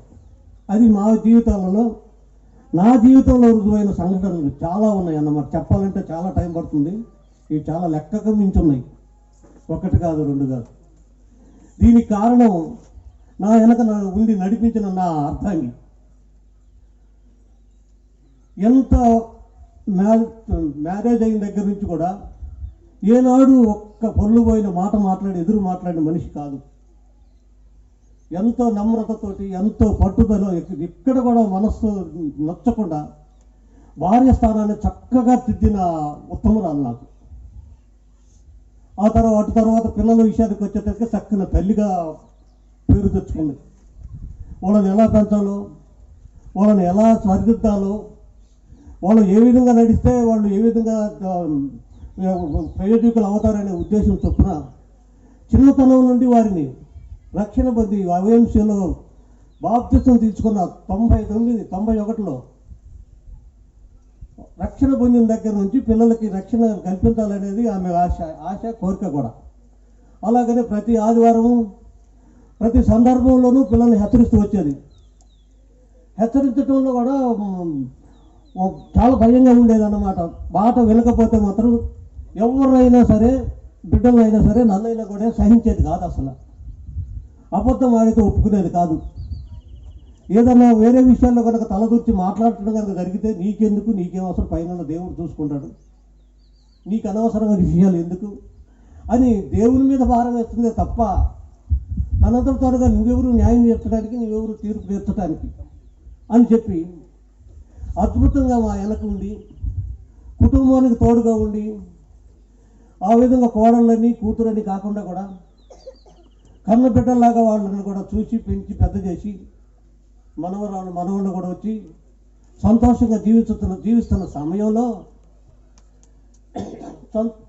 సంతోషంగా ఉన్న జీవిస్తాను. చివర ఒక 31వ తారీఖు 2019లో లాస్ట్ రోజు ఏమన్నదంటే, ఇక మనం అనుకున్న కోరికలన్నీ దేవుడు మనకు నెరవేర్చాడు, బిడ్డల్లో చక్కగా సాధిద్దాడు, ఉద్యోగాలు ఏర్పాటు చేశాడు, మనవరాళ్ళు అందరిని ఇచ్చాడు, మనకు ఒక ఆడపిల్ల ఉంటే బాగుండు, ఆడపిల్ల అయితే సంతోషంగా ఉండేది, ఇద్దరు మగపిల్లలే ఉన్నారు అని చెప్పానని. అయితే దేవుడు ఇచ్చిన దానికి మనం ఏం చేద్దాము, బెంగళూరు వెళ్ళి పిల్లలను తీసుకొని వచ్చి థ్యాంక్స్ గివింగ్ మీటింగ్ పెట్టుకుందాం అని చెప్పేసి మేము బెంగళూరు వెళ్ళడం జరిగింది. బెంగళూరు జరిగిన తర్వాత అక్కడ అకస్మాత్తుగా కార్డియల్ అరెస్ట్ జరగటం, తీసుకొచ్చి ఆ సికింద్రాబాద్లో సమాధి చేయటం అంతమందికి విరిగిన విషయమే. కానీ తర్వాత సమాధి చేసి వచ్చిన తర్వాత అప్పుడు నేను ఇంట్లోకి అడుగు పెట్టినప్పుడు నాకు అర్థమైంది, ఎటు చూసినా శూన్యమే. ఎక్కడ చూసినా నా ఆలోచనలు అలజడి భయంకరంగా ఉండేది. ఏం చేయాలి అసలు ఏం జరిగింది, అసలు ఇప్పుడు నాకు అసలు ఏమవుతుంది, అసలు ఇప్పుడు నాకు ఏమైనా అవుతుందా, అసలు ఎంత భయంకరంగా ఉందో ఒక్క ఆలోచన చేస్తే నిర్మానుష్యం అనమాట, శూన్యం అయిపోయింది. అది మొన్న ఆ టైంలో నేను ఒక పుస్తకం చదువుతుంటే, వైఫ్ లేని లైఫే లేదంట. భార్య లేకపోతే భర్తకి అని, భర్త లేకపోతే భార్యకి కానీ ఒంటరి జీవితం అనేది చాలా భయంకరమైనది. అది అనుభవించడానికి, అది మరిచిపోలేనిది, మరపరానిది కూడా. కనుక మనం అందరం దేవుని బిడ్డలు, దేవుని వాక్యం ఎరిగిన వాళ్ళం కనుక మనం గొప్ప నిరీక్షణ కలిగి ఉన్నాం. ఏదో ఒక రోజు మనం వెళ్ళి అందరం కలిసి దేవుని సన్నిధిలో జీవించగలుగుతామనే నమ్మకంతో జీవిస్తున్న మనుషులు మనం. అందుకే చేరి వచ్చిన ప్రతి ఒక్కరికి మీ సన్నిధిలో మీ అందరికీ ఒక మనవి, బిడ్డలను క్రమశిక్షణలో, బిడ్డల్ని భయభక్తులతో దేవుని బిడ్డలుగా దేవుని సన్నిధిలో వెతుకుటకు సహాయం చేసి నడిపించండి. సంఘం నశించిపోతున్న ఆత్మల కొరకు మీరు ప్రయాసపడి మన వరకే కాకుండా మన చుట్టుపక్కల ఉన్న వారికి కూడా ఆత్మరక్షణ కొరకు సహాయం చేయమని దేవుని ప్రార్థిద్దాము, వేడుకుందాము. చేరి వచ్చిన అందరికీ మరొక్కసారి దేవుని పేరిట వందనాలు తెలియజేస్తున్నాను. భోజనాలు ఏర్పాటు చేయడం జరిగింది. సమస్తం సమృద్ధిగా భోంచేసి సంతోషకరంగా ప్రయాణం సాగించి దేవుని సందులో ఎదుగుటకు సహాయం చేసి నడిపించగలరని కృప చూపించమని సభాముఖంగా తెలియజేస్తున్నాను. Addition out of thanks. అలాగే ఫస్ట్ మన తండ్రికి ఆయన జరిగించిన ఈ కార్యానికి ధన్యవాదాలు తెలుపుతాం.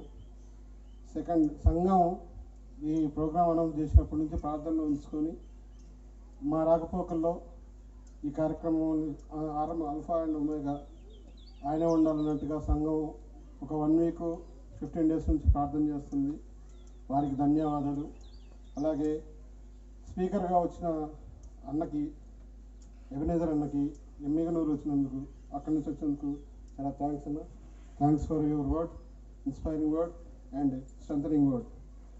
అలాగే సంఘ సభ్యులకి ఉదయాన్నే మనకి ఎంకరేజింగ్గా పాటలు పాడిన సహోదరులకి, యంగ్స్టర్స్కి ఒక 2 రోజుల నుంచి బ్యానర్స్ కట్టడం, ఈ అరేంజ్మెంట్స్ చేయడంలో యంగ్స్టర్స్ చాలామంది పాల్పంచుకున్నారు. వాళ్ళందరికీ నా ధన్యవాదాలు. అలాగే ఇంత బిజీ షెడ్యూల్లో కూడా వివిధ ప్రాంతాల నుంచి వచ్చిన మా రిలేటివ్స్కి, మా బంధువులకి, మా ఫ్రెండ్స్కి థ్యాంక్స్. అలాగే కొంతమంది సహోదరులు హైదరాబాద్ నుంచి కూడా వచ్చారు, వాళ్ళకి నా ధన్యవాదాలు. పర్టికులర్గా వినీలా అన్నకి చాలా థ్యాంక్స్ చెప్తాను అన్న, థ్యాంక్ యూ వెరీ మచ్. అలాగే పిఏ సిస్టమ్ అరేంజ్ చేసినందుకు థ్యాంక్స్ యూ బ్రదర్స్. అలాగే ఫుడ్ అరేంజ్మెంట్స్ చేసిన వాళ్ళకి once again thank you. Tent and water, ఇంకా వీళ్ళు కాకుండా ఇంకెవరైనా మర్చిపోతే ఒకసారి వాళ్ళందరికీ ధన్యవాదాలు. చేరి వచ్చినందుకు మీ అందరికీ వందనాలు. ఉంటాం.